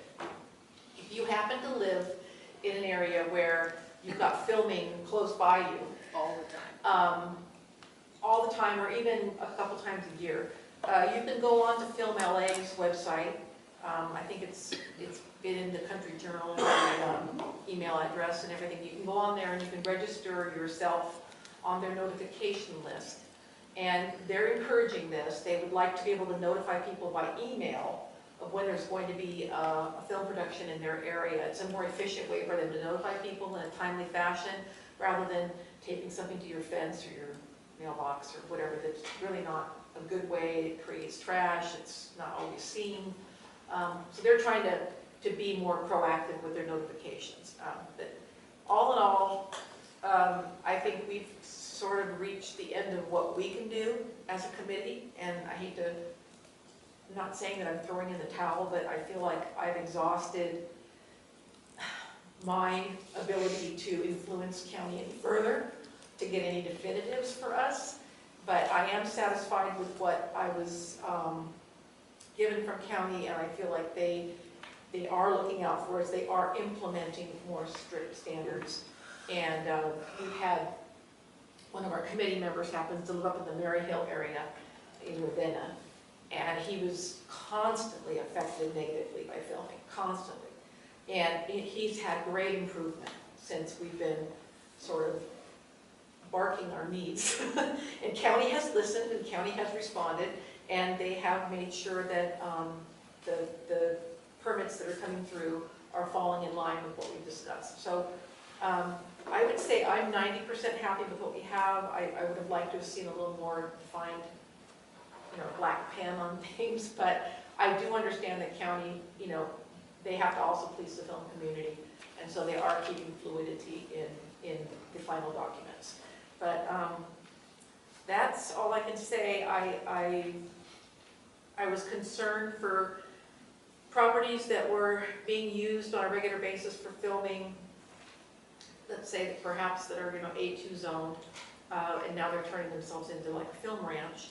I felt that after a certain amount of uses each year, maybe even more than 1 year in a row, maybe 2 years in a row, that maybe that person should have to go through a CUP process, a conditional use permit process, because it's not really fair to their neighbors that they have lighting and gunshots and film crews going back and forth, even though that person that's offering their home up for film location is profiting because they're getting paid, and it's all good for them, but it may not be good for their neighbor a half a mile away. So to me, if you're functioning as a business, which if you're repetitively offering your home up and it's being used several times a year, to me, you're now functioning as a business, and you should be held to certain guidelines in the CUP process that would ensure that, and ensure that your neighbors are notified and that everybody's happy. So these are just some things we touched base on. But they didn't accept our recommendations. Well, it wasn't that they didn't accept them, they weren't mentioned in the final draft. And I'm glad you bring that up, because I'm glad you've done so much work on this, Ruth. You've done I can't even think about how much work you've done on this, just an enormous amount. And they have done a lot and come around a lot, but I still am a little bit concerned with the fact that there's radio silence on the issue about when is a house now Crossover a to a business. film studio. Because people move here, and we encourage home-based businesses, but when you're a film lot, you're not a home-based business anymore. And some of the things I'm a little bit concerned about, all these assessments of case by case, is they don't give any indication of what their thresholds are.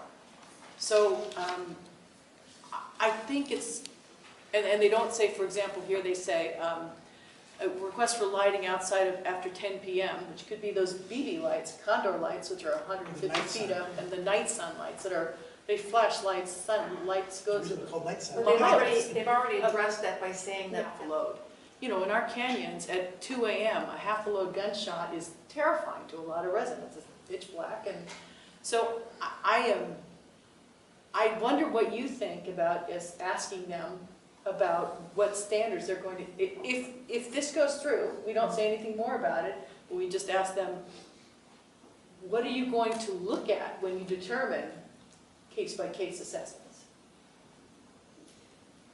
Yeah, I know, I agree. I Or is that a useless want to thing? come back to them with that. I feel like we're constantly coming back, and then we're getting basically the same answer in a different form. Have they answered that? I don't know if they've ever In none of the meetings, I'm always bringing it up, it's like, okay, how much is too much? What do you, well, that, we'll have to look at that, but they've never come back. Like with talking about gunfire, they want to do 3/4 or full loads based on whether a weapon can be fired realistically or not with a lesser load. And if it can't be, then they want the higher load, the 3/4 or the full load, to simulate, you know, more realistic weapon firing.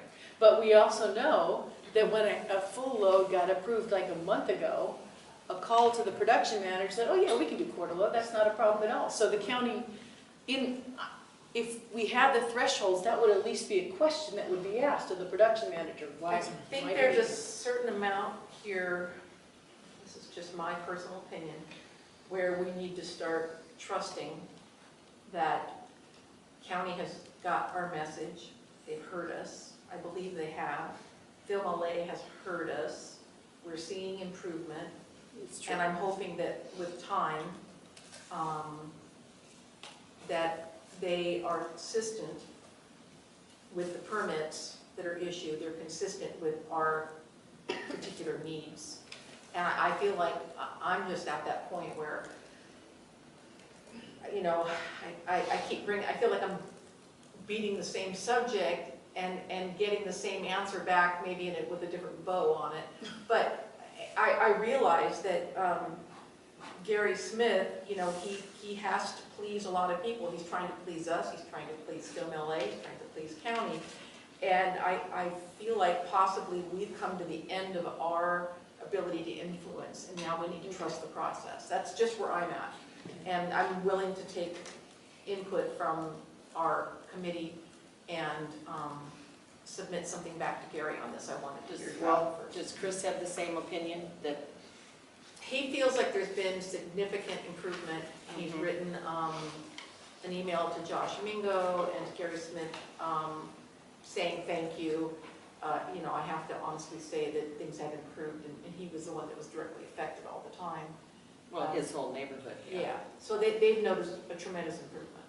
So I have to, I just want to trust that they've heard us and that they will take our residents' best interest to heart, and that they're just trying to please everybody. And the film industry is a big industry.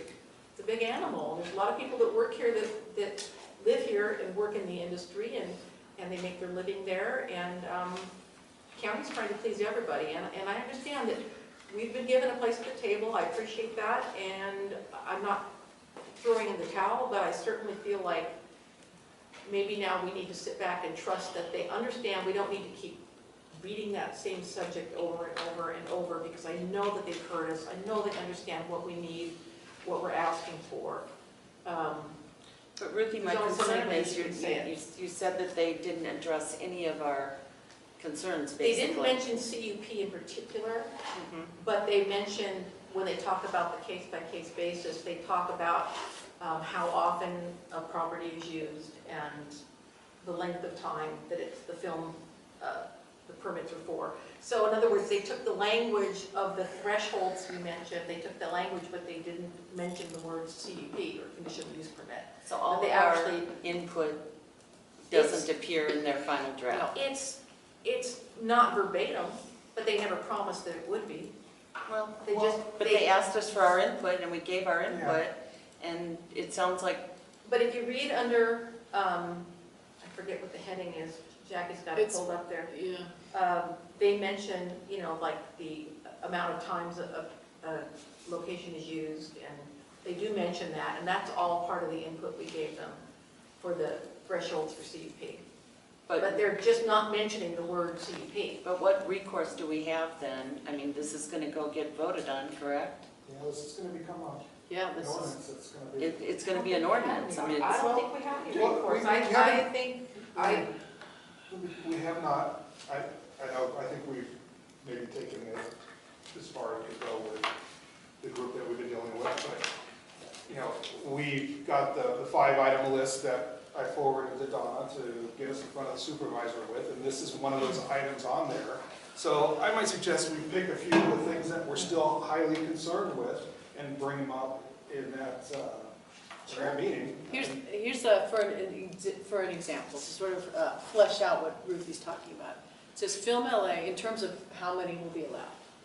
Film LA will evaluate all requests for permits in this area using the following criteria. Frequency of filming per block, you don't know what a block is, near the requested location and parking areas, duration and frequency of recent filming, we don't know what recent means, proximity of concurrent filming activities, historical use, recent problems or complaints, violations of county code. Well, we've been told they won't even issue a film permit if there's been a violation, an ongoing. Number of filming days requested, company size, proposed activities, so on and so forth. And the concern is, well, okay, so you're going to evaluate that, but what, what criteria is your acceptability level? You know, worse though is, we had the criteria for a lot of that stuff in there, and it basically stripped it a lot. Right. Yeah, we said X number, X number, X Yeah, number. that's what's And bothering we me. thought, yeah, very reasonable. They're not willing, they want to stay fluid, and they're not willing to Right. pin So it that's why I down. thought maybe just asking what their thresholds are. Okay, so you're going to look at all these things, but what's red and what's green on each of these things? Maybe the thresholds are just not going to be in the ordinance, it's just going to Well, be. then But the that's, it has no teeth. And that's- Well, that's no, fair. I mean, as far as they will have thresholds, but they're leaving themselves Right. all this leeway to determine. That might be Based fair. on the fly. And Excuse that me, might is be anybody fair, here but as long as interested in they're, that might be Do we have fair. anybody in the audience that's actually? Can we We've been discussing this You for know what? months. This is wasting our time. It's fine. Well, I'm sorry, but it's a Wow. community issue. Community We've issue. been working on Okay, this. wait, wait, last nobody year. Can't talks you over people. do this with somewhere else? Okay, so No. the issue Actually, no, is, sir, this is our agenda. This is our meeting, okay? This is the You're- agenda that we need to follow. It's part of the You have an business. audience. I don't think anybody in the Can I audience help here you is out here with interested. it? Is It's it the not true. gunfire that's freaking you out? That- Is that it? No, Not at all? I'm not personally What did you affected. say? I'm just speaking No, for the maybe you residents. mentioned gunfire half local. No, it's, in general, the film industry has a huge uptick in coming to Acton, and if you look at District 5, which are communities in District 5 of the Board of Supervisors districts, we have, so far this year, 1,600 permits have been issued in our area, versus maybe 300 in another area. I mean, it's. and it's caused tremendous problems for a number of residents. Yes. So it's been on the front of our burners for over a year now. So it's not the gunfire. No, it's No, part of no, it. That's- It's You lights, should ask them to use silencers. it's production crews going up and down people's dirt roads and ruining them, it's traffic, it's noise, it's traffic closures, it's a lot of things. But we've been working on this since last December, and we have had many people in the audience for several of our meetings that are film industry people. And this is an ongoing, living, breathing thing that we're trying to work with county on, and this is an update. So I'm And very also- sorry it's not of interest to you, but it is of interest to our community, so we have to cover it. Wait, Sorry. it's also not just an update. You're about to take, they've come back An to us. ordinance. This is going to And be an you ordinance. properly have asked town council to take a comment on it, so, and I appreciate that. And I'm just saying, and you might be right, Ruthie, they might not want to put it in the ordinance, but if they have an idea of what the policy is going to be. So for example, the SCA ordinance, the draft SCA ordinance is written, and then there's an entire implementation guideline. So it's not foreign to the county to adopt an ordinance and have an accompanying document like this is how we're envisioning implementing it. So I guess that's what I'm asking. Maybe we can ask them for, if they don't want to put it part of the ordinance, fine, but at least discuss what they're thinking of in terms of red, yellow, green on each of these issues that they're going to consider. I don't think they have an answer. I think they Well, will. I mean, this is the problem, is if it's gonna be a policy document, then it can get reviewed, changed anytime Well, yeah. without any public comment on it from our community. But at least If it's it goes something. into the ordinance with actual numbers, Yeah. then it is in the ordinance and it is an act of the Board of Supervisors to change it. So my personal opinion is that I think we should continue on and try to get some numbers on this. I do We ought to too. look, I mean, this is one of the big things that we've been asking for. We submitted a set of numbers which we thought were reasonable. I would expect them to come back and say, well, I don't think 10 uses is right, maybe you can have 15. But instead, they omitted it all. I don't think that is. I think it's for the sake of staying fluid. They're trying to stay fluid for the film industry, and they're not wanting to pigeonhole themselves. They want to be able to case by case, and it's I get it. frustrating, but I just think that's kind of the reality of where we're at. So I'm all for reaching out and asking for some definitions of thresholds, but I believe we've Hit the wall. I kind of have, and I kind of think, Well, let's Our- try different our- wall. Yeah. Let's try different wall. well, I think we'll talk to Catherine Barger and see if she has any input on it, but I want to thank you, Ruth, for all of this effort. It's, you've done it's just frustrating, so much you know. work. It's frustrating, because And I've it's never paid been off. personally, I've never been personally affected by a film shoot, ever. I live in the North Crown Valley, and I've never been kept up at night, I've never gunfire, I've never had lights in my, well, one time I had lights in my But a lot of our But a community lot of our has. people have, and so that's why we're doing this, and I'm sure, sir, that you probably never have been bothered by a film shoot, but if you had, you'd be interested in what we're saying and what we're trying to do. There's so many people that have been, their businesses have been affected, they haven't been able to live their life, they can't go to sleep when they normally go to sleep because there's lights shining in their windows, and their kids are being kept up by gunfire at night. I mean, I could go on and on, but anyway, that's my report, I'm done. Well, So where are we going would with it this? be acceptable to another committee meeting to Yeah, figure out yeah. what to do there? I move that we have another committee meeting on this issue I'll second that. to address some of the issues we just discussed. Address the response. Yes, and what we just discussed. We actually make motions for committee meetings? I don't know. That was just scheduled, but Just, well, in the fact that This you've was- done it and he seconded it? Okay, let's all in do it. favor? Aye. Aye. Okay, so when are we gonna have a committee meeting? I am available next week. Let me look at the calendar, and I will put out an email for that and see when everybody's available. I'd like Kelly to be here. Kelly's out for a month, I believe. Is she out for a Yeah. month? Yes. So we just be the four of us? Well, Chris. Chris. Oh, Chris, yeah. I will look at. I forgot to make an announcement. I'm sorry. We do have an announcement, and I think we'll talk about Oh, it next, wait, but in we case. gotta finish this motion. Oh, I thought we did. No. We did, we voted on it. Okay, did it pass? It did, all And unanimously. I should have mentioned in the announcements in case people left, but there is a Public Works meeting to talk about all of the illegal dumping, illegal grading, illegal trash, illegal everything that has been going on in Well, that's community the next. Acton. I know, October 27th. In case people leave, I want them to know, Oh, you know, but just in it's case the they next don't. item on our. Right, agenda. I understand. I should have said it earlier. October 27th, 10 a.m. to 12 noon at the Lancaster office, Building and Safety, 335A East Avenue, K6. Information's on our website. Information's on the And our website. Facebook. So I apologize, I meant to make that announcement. I thought I had them all. And that's for anybody that's been affected, either they've got a neighbor that's dumping and they're concerned, or they've been given a notice of violation because they brought somebody on their property that dumped dirt, and now the county's citing them. I mean, this is for the county to reach out and help you on an individual basis and help you work through whatever it is your problem is that involves illegal dumping, whichever side of the fence you're on with it. Or that you Or have, just to find out what you can and cannot do. yeah, or that you have land that somebody else dumped on dumping without on. your permission. It is all Without kinds of your permission. scenarios, but whatever your scenario is, whether you've been given a notice of violation, whether you've been dumped on illegally and you had no idea where the dirt came from and suddenly it was there, whether your neighbor's dumping, if you've been affected and it concerns illegal dumping, please come to the workshop because Public Works is reaching out to help anybody in any way they need.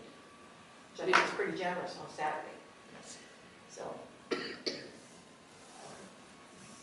Sorry about that. No. Okay, so we've done film standards, and then we've already moved on to illegal dumping. Okay, so 55 active locations, 55 in Acton and Onondaga, mostly in Acton, have been identified by county as active illegal dump sites. 55, big number, big number. And some of it is a resident that has agreed to take dirt from somebody that's knocking on doors saying, hey, you need some free dirt? And the resident innocently says, yeah, sure, I could use some to level out my arena or some erosion I have, and then suddenly there's 50 trucks showing up. And the trucks keep coming, and they keep coming. And I've heard so many stories from people that the trucks are going up Peaceful Valley, hundreds of them. There's 2 identified locations up there right now that are under investigation with the district attorney's office. The sheriff has come up and cited as many trucks as he can catch, but there again, the sheriff can't always be there. And we've got the situation where we actually feel like there's more than 2 sites being dumped on up there, but only 2 have been actually identified where we have APN or AIN numbers for them. County is working really hard trying to stop this, but county does not have the ability to criminally enforce anything. All they can do is give people a notice of violation if they knowingly are accepting dirt and they're saying, hey, come dump on my property. And then you've got 100 trucks coming and dumping, and they're making all kinds of money for receiving the dirt. A notice of violation, in my eyes, is only effective to a law-abiding citizen. Because a law-abiding citizen is going to go, oh, shoot, I got a notice of violation. I better stop what I'm doing. But if I'm a shyster and I don't care, I'm going to blow my nose in that and discard it and walk away and keep doing what I'm doing. And law enforcement has only got so many resources to help us. County is out there driving up these 3 miles of dirt roads trying to catch these guys. You have to catch them in the act. I believe we have to go after the truckers because the truckers are the ones that are facilitating the illegal activity. The dirt broker is arranging it, but if the truckers never show up, the dirt doesn't get dumped. So to me, you go after the trucker. That's just my opinion.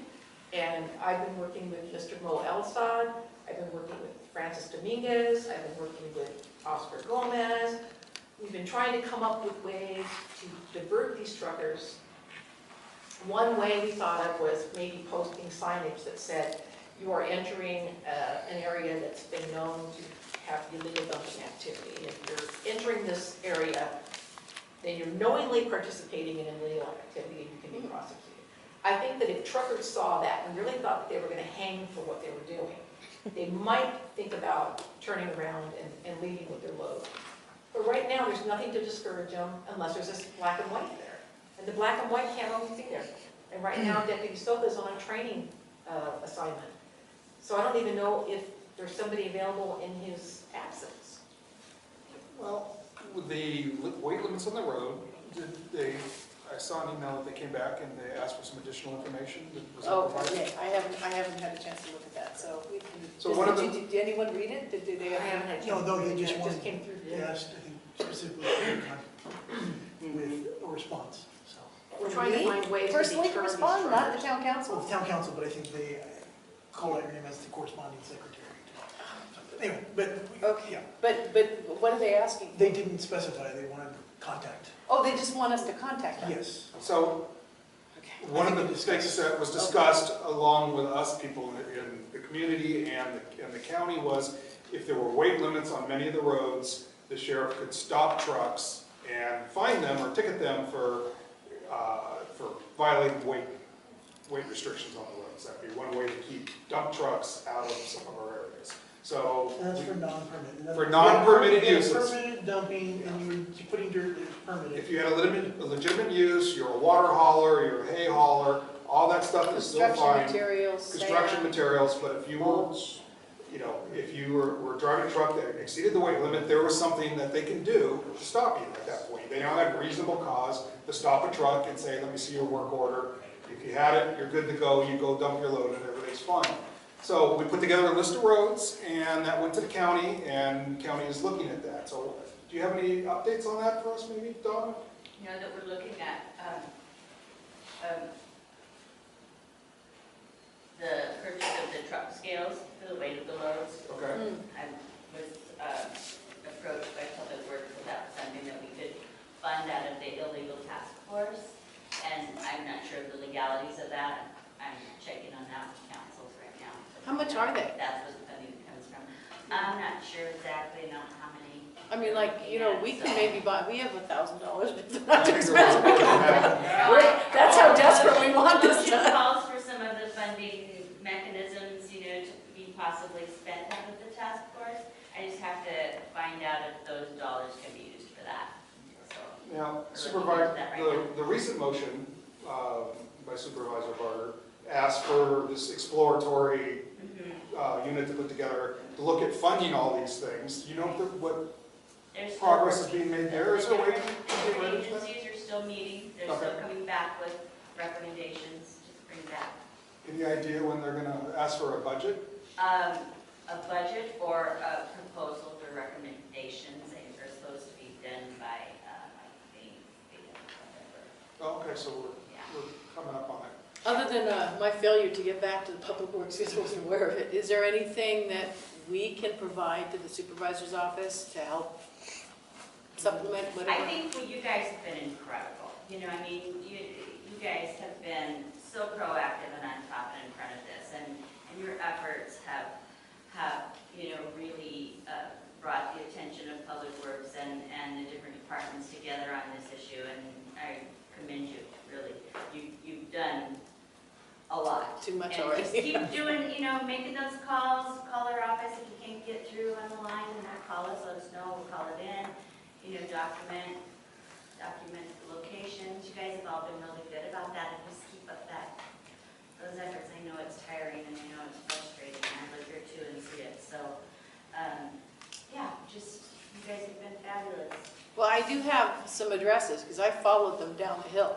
Yeah. I have addresses of where they Keep go, sending those to us. but Yeah. they never go to places where the dirt comes from. They all go into yards, so Yeah. they just stay there, so. So just to clarify on the notice of violation though, it does go against the property, and we have homeowners right now that have notices of violations. They cannot refinance their property, they cannot sell their property without clearing that notice of violation with the county. So it is serious to have a notice of violation placed on your property. I mean, I met with Mo, and not with the illegal dumping situation, but with other situations where permits were not issued. And those notice of violations hamper the resident as far as what they can do with their property. But some properties have been purchased With the sole, for the sole purpose of Purpose of dumping dumping, on the walking site. away from And them. those We- people, they're just gonna walk away from those properties after they've pocketed their money for receiving the Well, loads. that's and possible. You know, I That is mean- possible. The notice of violations it's all that county can do right now, and then law enforcement has to step in and help out. The district attorney has become involved, Mhm. so there will be some other, There's been, I think there was one case where the district attorney's actually filed on somebody. yes. So somebody is got criminal charges going against them at this point. Yeah, she has a case, I said it on. So it's, Hopefully Moving along that'll slowly. matter. Hopefully that'll be like a flagship, like, oh, we better stop. well, yeah, It's frightening to me They that, gave the county permission to dump that clay along Escondido, but every time it rained, that slippery clay was on the road, and it's like ice, what makes you think county dumped it? because I watched it, hundreds of loads. Well, they did have to clean up downtown after the August 3rd rains of 2017. No, this is not downtown, it's, No, they No, they moved they pulled it out of the dirt downtown. from downtown. A lot of dirt got resituated in Acton, where they took it from the low-lying areas that got overrun with I mud. know specifically where the dirt came from. It came from ISCO.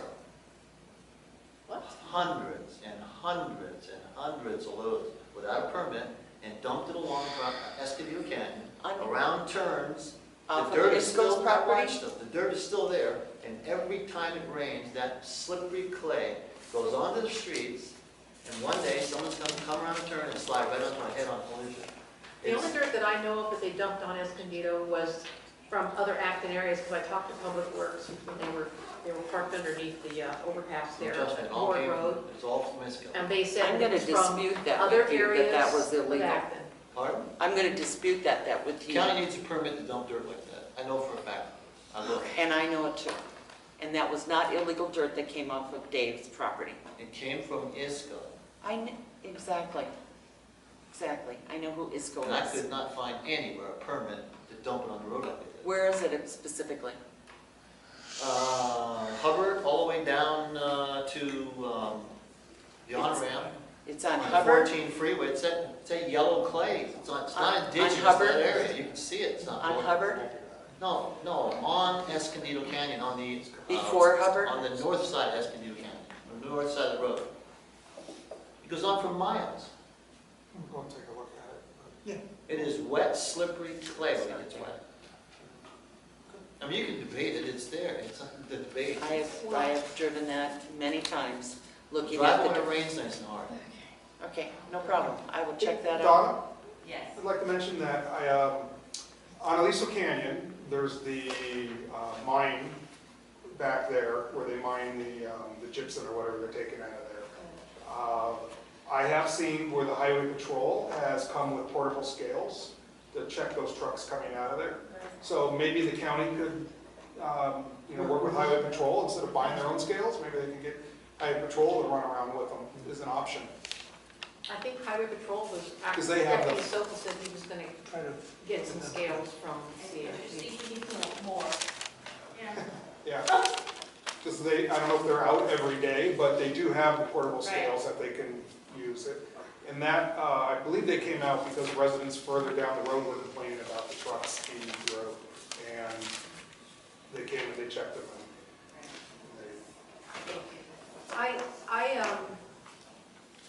I headed the Acton Takes Action Community Committee that was sort of running herd on our industrial businesses for aesthetics. And so I've dug deep into most of the local industrial businesses. And I do know for a fact that ISCO has pulled permits for almost everything they've done. And I can't imagine. No, I didn't say it's. No, Yes, It you did. did. You did say it's. You Yes, did I say did. ISCO, and I Town can't that dumped the imagine. dirt didn't have. Well, I can't imagine ISCO doing anything No. illegal. They wouldn't have. And I can't imagine county putting something there and not properly distributing it because they were working there for a long time along Escondido. And they were, I asked them what they were doing. They were shifting dirt that had all rushed downtown with the floods. And it was almost a year later, they were redistributing it to other areas of Acton. I said, but it looks like different colored dirt. And he goes, well, I can assure you, it's all local dirt, but it's from different parts of Acton. Downtown, it's silky, I'm dark, very familiar with all you're saying, but I watched ISCO build that property across the street. legally. I didn't say anything about ISCO being illegal. You said it took What I hundreds of loads off of there. They dumped it along Escondido Canyon, put a pitch to it. That pitch happens to run straight into the street, and every time it rains, of any volume, that slippery clay goes onto the You know what highway. I would recommend? You could go on the Public Works website or call them up. Just and- dangerous, very dangerous, actually. Well, you could call them up and tell them that you're concerned about this and let them come out and look at what you're talking about. And I'm sure that if they feel the same way you do when they look at it, they will take care of it. They'll meet you. They'll meet you there and you can show them exactly what you're talking about and they'll come and grade it or do whatever they have to do to make it safe if it's an unsafe situation. They're very receptive. You just have to pick up the phone and call them. I have a question. So, do you have to have a permit for just somebody bringing in some dirt to fill in the low area of the property when you have There's a 5 or 10 acres? I thought it was a yard of, if you're moving less than a yard of dirt, then my understanding is you don't need a grading permit, but to answer that question, case 6, or come to the workshop, they will answer those questions. My understanding Well, the was, code actually says my 50. understanding was that, well, Says how we've much? been50. told by Public Works that it was a yard, 1 or 2 cubic yards, but this was, I've 10 years heard, I've ago. heard the 50 number recently. Yeah, the code is 50 yards. I was a supervisor for the county. Well, 50 yards is 5 trucks, so not 100. not 100. If you But I need a just, permit, that's then what I 50 came here. I yards. wanted to hear that because I saw it on the list and that's why I came tonight. About That's the why I was illegal hoping to dumping? get past it. And I got 2 kids, I gotta get home, so. Well, I just Well, want to, just for future, we've never, if you want something moved up on the agenda, we've Yeah. always accommodated those requests, but we have to know about them ahead of time. Okay. Well, the county, by the way, if you call, So if you can come to that they workshop, say on that would the- be really, flat. to get these October questions answered. 29th. Because we don't have any jurisdiction over it, we're just trying to address a problem in our community. Yeah, well, I'm really against somebody just coming in and making in their property, a dump site, but first, I've heard, that the complaints that I've heard is that people come in and they want to put a little bit of dirt to flatten their area out because it's got a big dip in there or something like that. They've been written up. Well, I know. Well, sometimes, wait, sometimes the dips are actual drainage channels, and when you fill them in, you move the way the water will. Well, yeah, you direction. can't move And water you- to your neighbor's property. Yes, Yeah, but, but we have a lake in the but back. when you fill in dips, that's exactly what you do, and you don't That's even what's know it. happening. Sometimes. So that's why, It's So- a big Okay, concern. we have a lady in the Hold on back. 1 second, hold on please. So if in doubt, call the county and go to planning and ask what you can do. Yeah. If you need a permit to do it, they will tell you. They've got written up. I use a lot of mulch. I got trees, the mulch helps keep, I can take a tree, I have fruit trees, and I can water my fruit tree every 3 weeks with mulch around. If I don't have mulch, you can put 5 gallons of water, it's dried up in 5 minutes. So the mulch is good for the community, it's good for our gardening, it's good for things. The county agrees. And so And I get stuff from the county, it comes from the county, and then people call on me, and they come out here and they harass me. And I have gotten dirt for my garden, a lot of people that are here right now have gotten dirt for their garden, little amounts, and they've gotten written up. So this is the problem. See, we understand the guys that have big yards that they're dumping illegal, but what's happening, also the little guy, the homeowner, but there's the homeowner that's caught in between this, that they're getting in trouble. Right, and this may That's be the getting a case. couple things. Because if you look at our zoning, I have the zoning right here, we have agricultural property, which says we can grow things, we can have horses in my front yards, the fire department's always happy with me. But there's always some troublemaker just causing trouble that just, they want to put a finger on somebody because for some reason they're jealous or whatever's going on with their little scenario in their life because their husband or won't do it. So, also, we do have permission for the fire department to clean our weeds. Like, okay, what we have in the area, part of our problem here is, what scares me, we've all gone through these big fires, right? And every time these fires come, how many times have we got notices to clear out? weed abatement. Yeah, weed abatement. So I weed abate my yard. I've never made any big cuts. I've never done anything. I do have multiple layers. The way I bought the house, I do have fruit trees I put in, but I keep my yard spotless. I don't cut the junipers out. I do trim the mistletoe out, and I try to have, and most people say have a beautiful yard and they're happy. But then somehow I get called on because of my mulch or because of my dirt, and I do have a couple piles. What I have is I have a pile here. If you've ever come out here, what I do is I have sand. And this sand pile right here is for when I go and I dig a tree. I build, if you've gardened out here, we all have clay. If you take the mulch and you mix it into your ground, you have perfect soil. I have soil that you just can't believe. And sometimes I add a little bit of sand into it. I have equipment. I take an excavator and I dig a tree. I actually, what you'll notice is like, see, if you've been gardening out here, there's people that have oranges. We think we can't grow oranges or citrus. There's people, I've been to their house that have 100 citrus trees. It's all depending on how you take care of them. There's actually avocados that will grow out here. There's avocados that go down to 15 degrees. You can put them out here. All you got to do is work with your soil. I'm sure there's a lot of people here that love to garden and are getting in trouble where we're hoping not. So somewhere we have to make a balance of what we can take and can't take with the counties coming out and going after people. It sounds to me like you have not a county problem, but a neighbor problem. Have you ever approached your neighbor that you said was filming you and might have been the one that... Well, I don't know who that one neighbor was because it wasn't a person that I know as a neighbor. But there's been a lot of people in the area because I understand the trucks going down annoy people. And there hasn't been, but our street has had a lot of trucks. But there's a lot of people that the trucks have been going to different yards because the people use it for different things. And there probably has been some illegal dump sites. And I understand that's the ones they should go after, not Johnny homeowner that took a couple loads to fix his driveway. But it has happened. It has happened to this gentleman here. It's happened to a lot of people that are in here.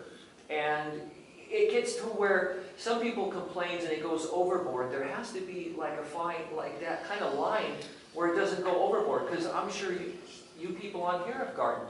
And you know what our soil's like. So if you can go get some soil from a different area that is perfect planting soil, you're going, yeah, dump it here. I'll go take, you take your tractor or your whatever, and you go and you plant a lot of fruit trees in it, and you go lay out some mulch, and you can have tremendous growth. I've had grapevines that have grown 6 feet up and 20 feet across in one season because... No pun intended, but we're talking apples and oranges here. Yeah, What you're talking saying about mulching. is apples, and what we're talking about is oranges. But let me just say something. All the cases that we've dealt with in illegal dumping as a council have been the gross violation cases. We've never seen a single email from a resident saying, I see a guy with a tractor in his yard, I see a guy with mulch in his yard. They've always been these multiple hundreds of trucks. Now, if there are people getting violations for things they shouldn't, my suggestion is that you haven't contacted us. We're just happy to look at those and relay that information to the county as we are to relay somebody that just dumped 5,000 loads of dirt in somebody else's canyon, because we help those people too. No, I understand that. So I would love for you to forward those people to us, and we can talk to Mo and say, Mo, what's up with this case? And You also know? to come And to what this was it workshop. about it that caused you to go out there and write a violation? And, you know, at that point, maybe we can look at, maybe there is a line that needs to be moved that's agriculturally based, because you're right, we're A1, we're A2. He has, Mo especially has personally reassured me on the phone, he goes, we don't want to go to people and start digging around their houses. He says, that's not what we want to do. We don't want to be perceived as that. He says, but if somebody calls, we have to go. But at the same time, the building inspector is only there for building, okay? They can't, they're not there to service agricultural purposes that hurt. And they're writing them up. Actually, no, That's not true. that's not true. If you, for example, you need to do an ag operation that requires massive grading, then you'll have to get a grading permit. Building code specifically says it's for building, okay? I So said a that's grading grading permit. permit. A grading permit is what I said. Okay? We're talking about agriculture. I'm talking about agriculture. But the illegal dumping that's purposes. happening, that people Well, are bringing in, that's a whole different matter. that's right, that's not what this People that gentleman came- is talking Some about. of us that came here tonight were concerned about people getting rid of. I haven't gotten written up.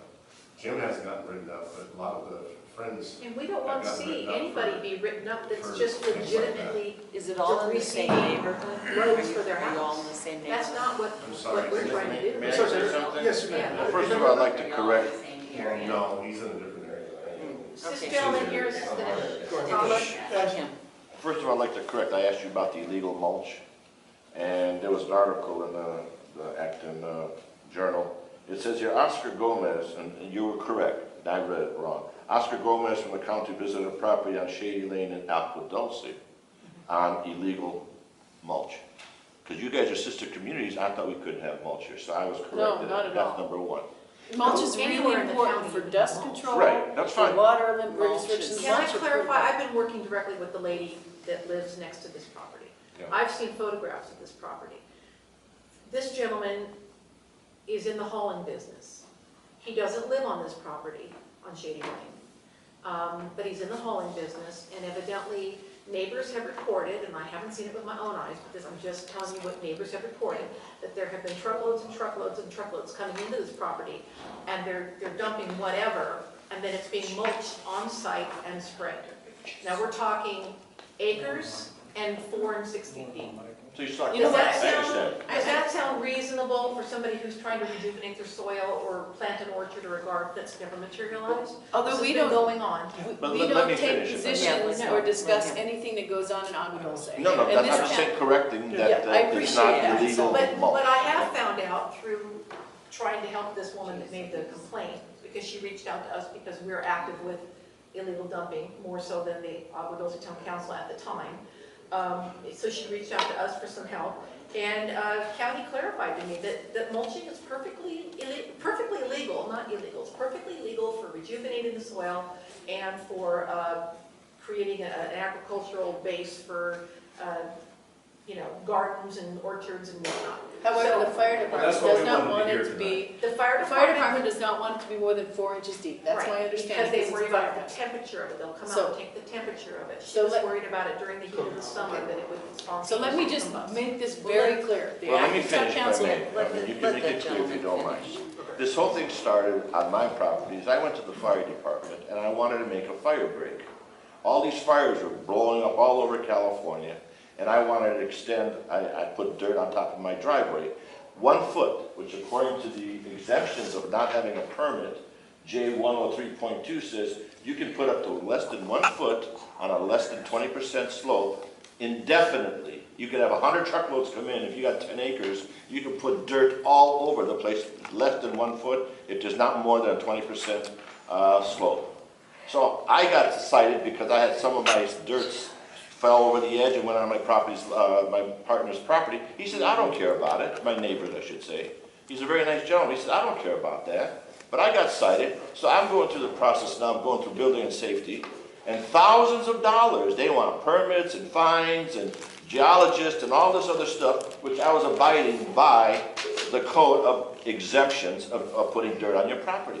Well, that's this. And I'm sorry, that- I'm No, upset. that very issue is why we asked for this workshop. Because most said specifically, it is not the county's goal to cause difficulties and problems and fees and fines for people who are just doing the sort of thing you're doing.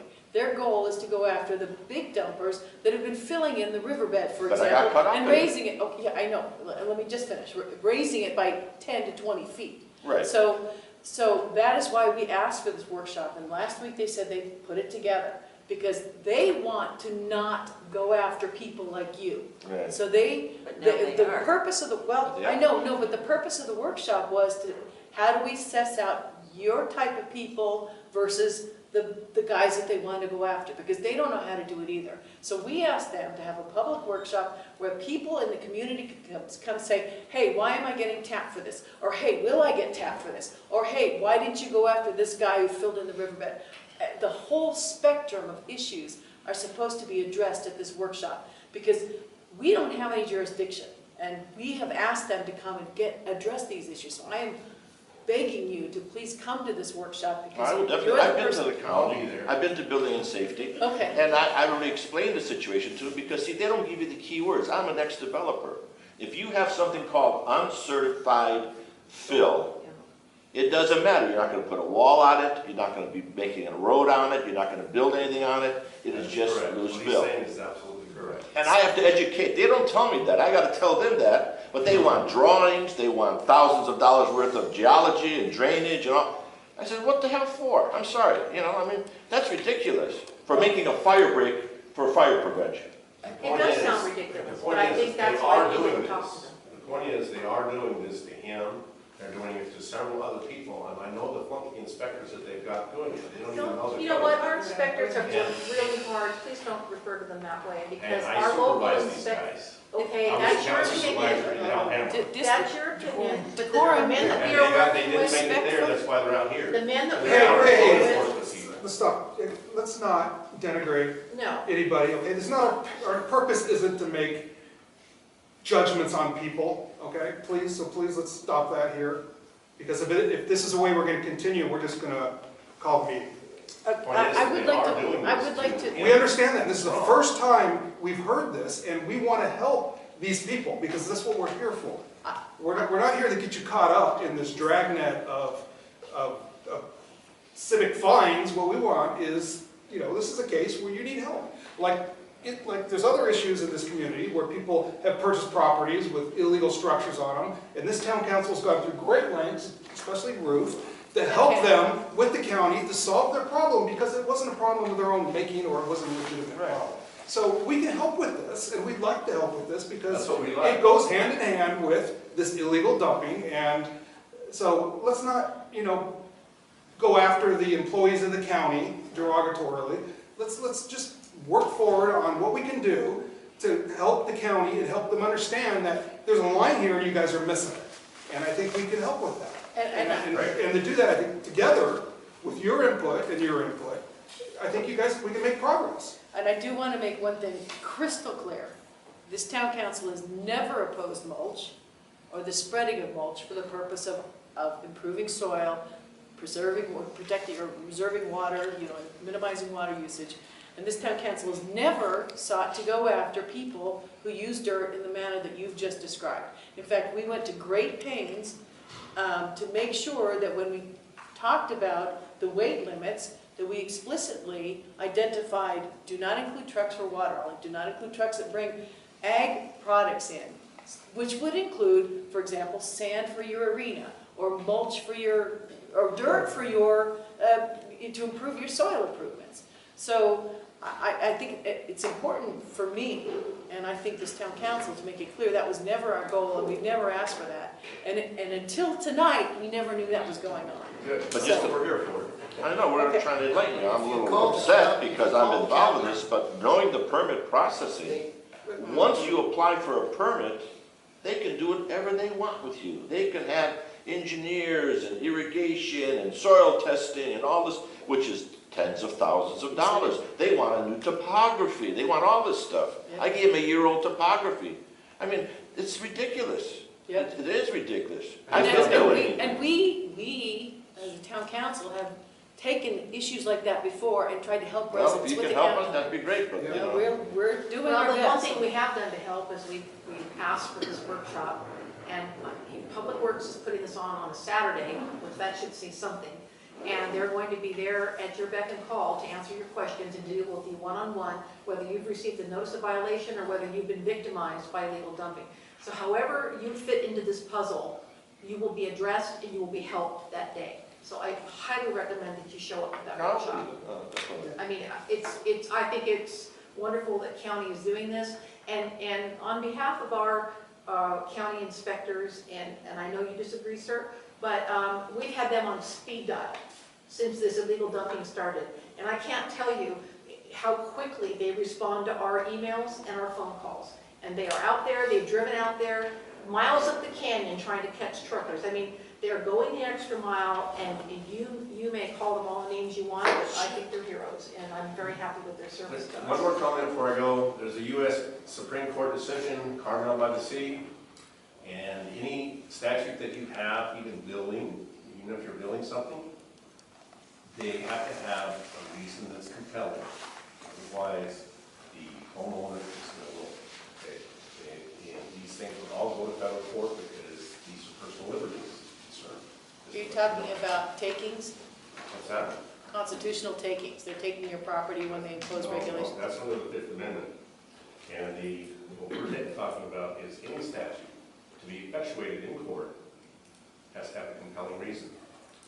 For instance, the well test that the county requires, the reason they put it under the drinking program is they needed a compelling reason to make you have a test.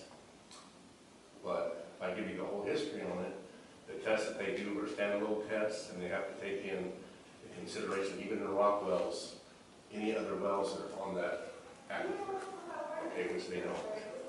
And so, and they put it, the drinking water can be supplied through sparkless water. And they're saying that you have to have, if it's trucked water, it's in sanitary, okay? But trucked water is sparkless water. In a family of 4, we lived on sparkless water, 5 gallons for 4 days, okay? Cooking rice and everything else. And so, if somebody sues the county on that, then they're going to... Well, let me- I've been saying that for years. Well, we've spent probably over 1,000 hours addressing this. And if you really want to know the truth, what the Board of Supervisors adopted said that the county health department can do a well test. But they never said the county could impose yield standards. So this whole 72 gallons an hour, it's a complete lie. It's a policy. It's not even in the ordinance. So, and this town council has spent 10 years, 15 years fighting that whole issue. And we actually are almost at a point where I think hauled water will come back on. We've heard a few things in the last few months that the county is going to be moving on the hauled water issue. And the state too, so. Just make one last comment on this. I want to personally thank the city council for coming to our aid. Late May, early June, our neighborhood turned into the 14 freeway. It's a one-way, barely a two-lane dirt road. We had so many trucks going by our house. I sat there for 2 days. I was from labor relations, so I know how to take detailed notes. I sat there 2 days, and I saw a truck go by one every 8 minutes. And it just got, we were trapped in our house. The dust came in. The wife went to take a picture. The truck driver went at her. It was unbearable. I don't care if people get minimal amount of soil. That's fine. You get a truck, maybe 1 or 2 trucks a day. Who cares? But I was sitting out there every 8 minutes, a truck would go by, and it was just, we couldn't take it anymore. So we came to the council, we made our phone calls, and you guys stepped up and you did the right thing. And then as we ride our bikes around, you could see piles of dirt, especially on Soledad in the back by every turnout there was, and they were using Acton as a place to dump. And it was turning my town into something I didn't want to be here for. And so I just want to take a second and say that I'm grateful for what you guys did. After the complaints were made, you got hold of the county, they came in. I haven't seen a truck go by in, 4 months, 5 months. It's been back to the way it was prior to May of 2018. But unfortunately, I look at 2 of the piles that they put a whole different area, completely changed the landscape, where they dumped all that dirt, and some of it wasn't clean dirt. A lot of it has brick, junk, ground up concrete, broke up concrete. It's just junk dirt. Then they put a little bit of the good stuff over the top of it. And now, how that's going to be cleaned up, I have no idea, but it's still sitting there. And it's changed the water runoff, because I'm getting flooded a lot more than I used to. Has it rained? Is that, Where are you talking about that? Hubbard Road. is that one of the properties where they've done the? And it's rain. Is that what It the rained about, You mean the down August towards town? rain and Down towards town? no, on the far side. No. Is the county DA hasn't acted on that one? I don't know if they've acted on it or not. The truck stopped coming in, but it had to do with the trucks Can you passing email their us house the- all the time. Email us the location. We can- Or is it Jean's, is it the same? Yes. Oh. Okay, the So road's the same. it's all but I covered just from looking one at end the to the other. So before She's closer to town. we close this topic off, I just want to request that if you know people that have been cited for things that should that should be legally acceptable, code. that meet the code, please have them contact us. Because never, there's no intent by the county or by us for them to get wrapped in there. One thing this town council's worked on a lot is with unwritten policy of the county is something that we always are gonna go after, and we're gonna try to make them define it. And I see that she's bobbing her head back there, because she knows that if there's an unwritten policy and we get our hands on it, we're gonna force it to define it something. And So that's, keep sending those to me when people call you and they follow up with you on this unjustified okay. citations, so we can look into them. And one of the things we're gonna do with this workshop is take notes, and then when we summarize what our understanding is, send it to the county and say, this is our understanding, correct or not correct? And they'll correct it, and then we will post it. Okay, here's one. This gentleman here has been taking care of the roads forever. He does things for people all the time, out of his own time. He's taken care of the roads, he's done a great job for years and years and years. And now they're all over him for all kinds of stuff. He took some dirt, and now they got him for all kinds of things, and that's unfair. There's some people in the community that do extra things. I've done fire breaks for free, I've done road work. This gentleman here does road works all the time. And it's really sad when they take this gentleman that has helped out the communities for such a long time, and now he's in trouble for everything. I mean, Well, like I What's the said, location on that one? that's Hubbard also, yeah. And he scrapes the whole road He from takes one care side of to the the whole- other. yes. Every year, he does As it a matter of for fact, the no road is charge. passable. Yeah, he gets rid of all the It wasn't ripples and 6 feet of everything. mud because of him. Yeah, he's taken care of it all these years. Nobody else does. Most people in our area don't own tractors. I do. He owns tractors. There's a few people that take care of the area. And that's why sometimes we do need a little dirt to put on the road to take care of it or whatever. And then they're getting in trouble for it. Are you saying he's cited for scraping the road, or? Well, no, I don't know exactly. Dirt is orchard. He No, has we an got ordinance. some dirt. What? We got about 4 or 5 loads of dirt. We asked for it. It was not illegal.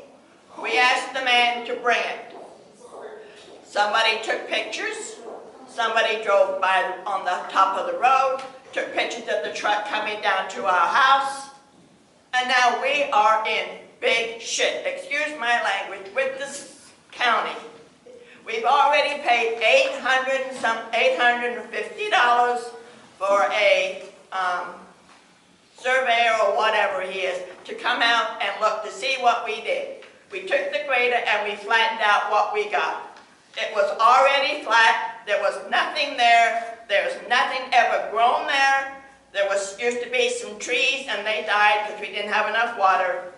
And now we are in big time trouble.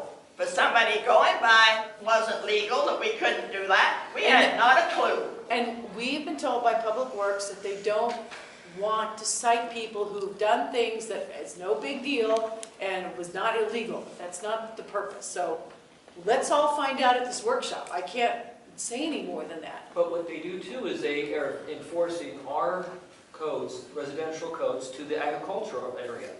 If a person's putting in trees, which I don't have that many, but I've put in a lot of mulch, not that much, but I've used a lot, and other people are doing mulch or doing what we want as a community. I mean, people want horses. That then is going to turn out to go, okay, everybody has horses now. When they want to redo their arena, they want to put sand in. Now they can't. They have to take out a $1,500 permit to put sand around their horses. Or this is where, you know how it progresses. We let, little things happen, and the next thing you know, we have no rights on our property no It's more. been a difficult, for 15 years, working with the county to not impose urban-type development standards in this town.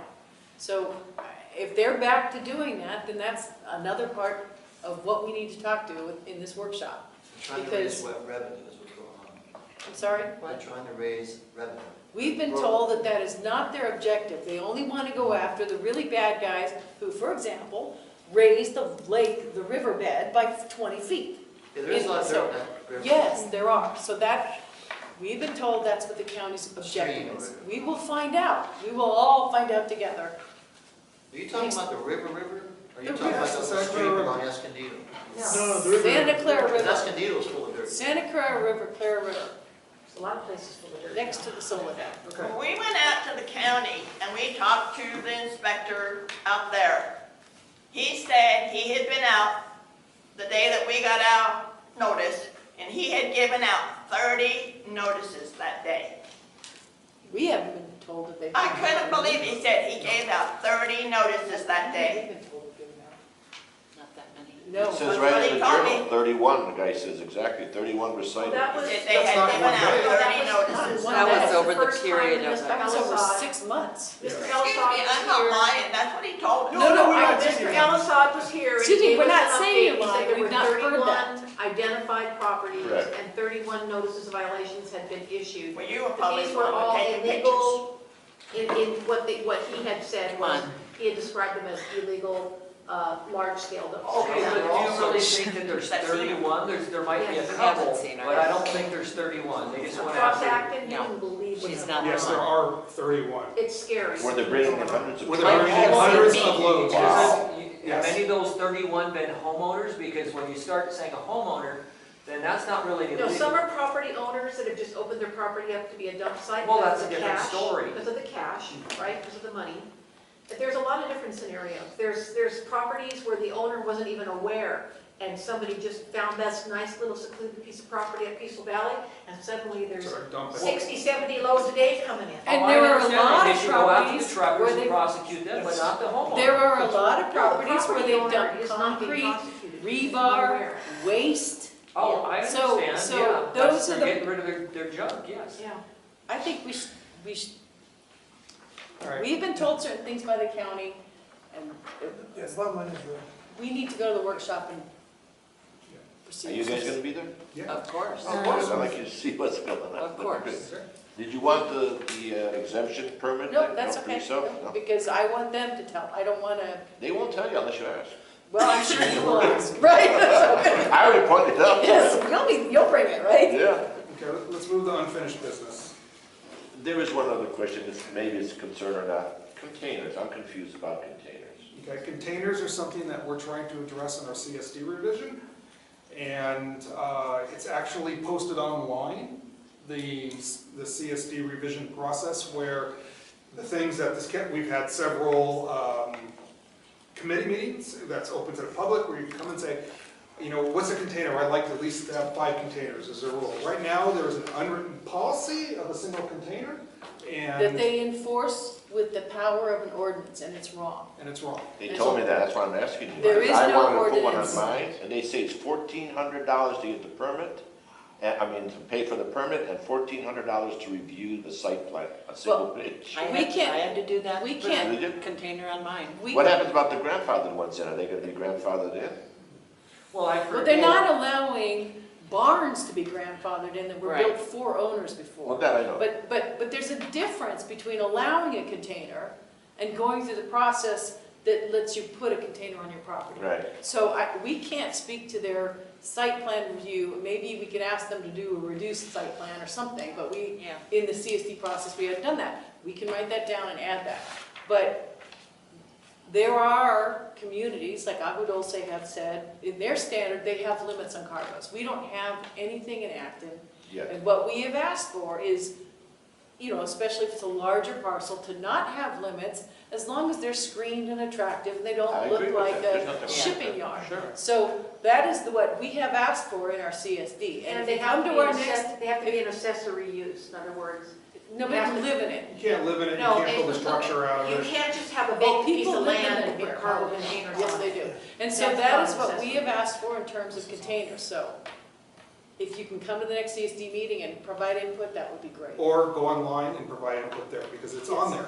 Everything that we've submitted to the CSD group there with the county, with the planning department, is online, and it's been very simplified in certain terms, but it's there, and you can comment on it. Like you say, hey, I don't want any containers in my neighborhood, or I like this, or whatever, I think, you know, so you can go in and comment on it, and that will be under consideration. But we have not asked, we have had people come here very upset with the town council because inspectors have told them, when they've been cited, that the town council only allows one container on a property, and none of that's true.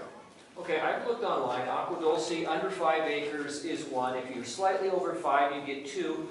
If you have 10 acres, I think it's 3. Acton didn't say anything. That's correct. Yeah. But like the gentleman that was here, he says that they're called multiple farming. If you're using it farming, if we're using it for the correct reasons. And it used to be a long time ago when I moved in, it was 1 per acre. I've been here about 25 years. And I've been in the area my whole life from 55. But I understand, I mean, a balance. Not 50 on a yard, but, you know, if somebody's using it, a couple on their yard, you know, for a barn or for the tractor or for whatever, you know. Well, could you make that comment? That would be great, because we have asked for months for comments on containers and not got one comment, Well, not one. people are getting written up. Like I just heard one where a guy's had it on his property for, I guess, 35 years, and he just got in trouble by the county and got cited. And it's like, well, if he has one on his property for 35 years, see, then it gets to be where if somebody calls on you, I mean, we all know we want our rights still because we're on agricultural property, but they can't be abused either, so there's that fine line. But sometimes that line gets squished because It gets blurred. it gets blurred. But I mean, I have 2 on my property, and they've been there 25 years or more than 25 years. We are And- totally in favor of that. And they're off to the side, you can't see them, they're painted green, they blend in with the junipers and everything else, and I But the have... county might still require you to get a site plan for them. We can't do anything. Well, but then they're actually a portable building, just like the gentleman who was here that I know, that used to be a supervisor, and he goes through it and because that's the guy that was here, a little bit maybe annoying, but he knows a lot because that's what he's done his whole life. I spent hours arguing with the county on containers. Is it a structure? It's not attached to the ground, you know. It's not a structure, but So, yeah, we got it. But this is why on the CSD revision, it's very important that we get the public comment, but not that, but get as precise as possible. So whenever the county has unwritten policies, we all pay for it. Yeah. It's impossible to know what to do. It's interpreted by different people, different ways, different employees, different ways. So whenever you can get it in writing and get it specifically in writing, you're way ahead. And that's what the CSD process is about. You have to really dig. Policy and enforce it. In Title 22, you have How to do they do dig that? to find language on containers. We can't, right. You gotta really dig, and I have dug, and it's really hard to find a defined. That's right. And another nice thing is to keep the community from fighting each other so that we can all coexist in harmony versus, you know, butting heads so much, because it becomes like in the area what will happen is one person tells on one person, so they tell on somebody else. Before you know it, it's a war zone and everybody's just fighting amongst each other. It's happened in the past. So, yeah, it's sad. So spread the word, you know, because not everybody wants the same thing. You know, so if you don't give comments, because this is the most important thing. If you don't give your public comment, you can't come back and say later that, oh, well, my whole neighborhood doesn't agree with that. Because your whole neighborhood, when they're silent, it doesn't, you can't disagree or agree when you're silent. Yeah. So regardless of how you feel about it, in the process of community, in the process of the county, you gotta give your public comment. It's of utmost importance. So you can't be silent and say, no, I'm not, and say, oh, well, my whole neighborhood doesn't like this, or I know 10 people who like this. You gotta encourage people to give the comment. It doesn't take long. So, when we run a CSD process for 2 years, and we have the same 10 people giving comment, it's frustrating. We want you guys to tell us what you want. Well, part of the problem is people are afraid because other people they see have gotten in trouble, so they're going, oh my God, I've had a container so long, or I've done this or done that. And so now they're afraid to open their mouth to really talk about issues, so they're hiding, and that's what happens. We never ask for names. Yeah. So you can come and comment, I Well, want you you should to comment directly to the county. But we want you to be a resident. That's what we Yeah, want. I've been a resident for I just want to remember, everybody that's here, like, not all of you think that we're terrific, and, whatever, everybody has their opinion. But I want to remind you guys that we are supposed to be 9, but we're down to 8. Volunteers, we get no pay. We volunteer our time, volunteer our energy. We all have something different to offer to this council. I have business experience. Tom's an engineer. Jeremiah, you're in tech and communications. Jackie's an environmental engineer. Pam's in real estate developing. We've all volunteered our time because we love Acton, all right? We want to protect this rural town, and it's no easy task when you're between Antelope Valley and Santa Clarita. We fight to keep our town small. What we're doing is we're supporting what the CSDs say. We're supporting what the Antelope Valley Area Plan says. If you don't agree with what those things say, then you need to be part of the process for the recreation of the new documents. That's all I can say. We're not here to make policy. We don't want to be the ones making policy. We want to be your voice. We want to speak for you.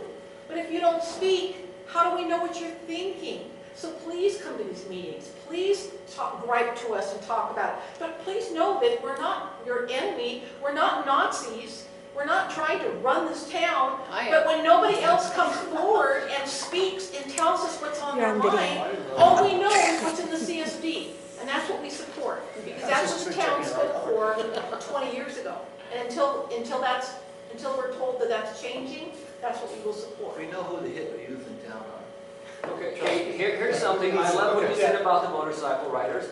We do need to, if we have problems with them, I don't ride a motorcycle, but give them a place to go so they don't feel like they're boxed in. Well, yeah, you guys are talking about it. We need to get that information out to the people so these young youths have a safe place to ride. And you give them the option instead of them thinking, well, I can't go anywhere, now I have to go down my street and they bug the horse owners. I understand that too, yeah. Yeah, okay, so that's true, but, we're not gonna go out and actively find places for people to do things. That's our job. So what we're going to do is we're going to go to the unfinished business, and I have a question on unfinished business. No. Did Rob not renew his? Correct. Okay, so Right. Rob is not renewing. I have been gone for a month, so That is correct. I'm the wrong person. That's right. Review what? What's the question? Rob did not turn in his That's right. application for the council. Right, there was only 3 of us that did. Okay.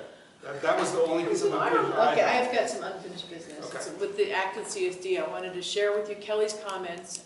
This is because we got last week something from Richard Mashali, the summary of all the input that they've received. And Kelly, she's saying that she's hoping it's just a jumping off point and we'll get more specific from here. Workshops in the community to get their input after we've nailed something down. It is very general, and I issued comments that I sent out to everybody. But we do need to get back to them about our perspective on this. They've asked for us to get back by next week. I told Richard I'd try to get back to them by this week. So if we could have another CSD meeting, I know I'd asked to put one together, but then I got slammed on stuff this weekend and I'm playing catch up. So, and then we can get comments to Richard. Or maybe we don't need to have a committee meeting, people just want to put comments on my comments and then we can send them in, or? I think we need a meeting. Okay, I'm fine with that, so. Because then we can bounce ideas off of each other. Sure. And, So when is convenient for, I guess. Well, we're gonna work on, we have to do When do they need There's a it film back? meeting and a CSD meeting that the needs to film be meeting and the scheduled. CSD meeting, so. And when do they need this back by? Well, next week, I said we'd get it to them by this week, but we can push it to next week. I I'm think he said available 20, tomorrow, I'm 20 available something. Wednesday, I'm available. I'll make my schedule work with whatever. I'm whatever. available anytime after 10:30 and before 2. Tomorrow? Yes. What do you tell? Just whatever, it is, I'll work around it. I am available tomorrow. Do you want to say 10:30 tomorrow? Yeah, that would be great. Where are we going? Perking up? Would that be all right? Mm-hmm. 10:30 Tuesday. Tomorrow. What day is it? And do we want to Tuesday. do a? I'm laughing at Film it. committee too? This is going to be a CSD, but since we're all on the film committee too, maybe we can, Well, I do have limited time. oh, come on, Tom, give me your whole day. Well, Chris might need to be Yeah, Chris would filmed probably too. want to. Yeah, that's Chris, we need Chris at the film. Okay, so what do we say, 10 o'clock? 10:30. 10:30, yeah, I can't do it till 10:30. 10:30, and that'll be CSD, and then I'll try to get a hold of Chris and see what we can work out for film. Okay. All right. Um, I've been a punching bag. Items for next agenda, what we have on there is roadside trash is the only thing other than typical stuff, okay? All right, meeting adjourned. Yes. Out of time, okay. Thank you for attending.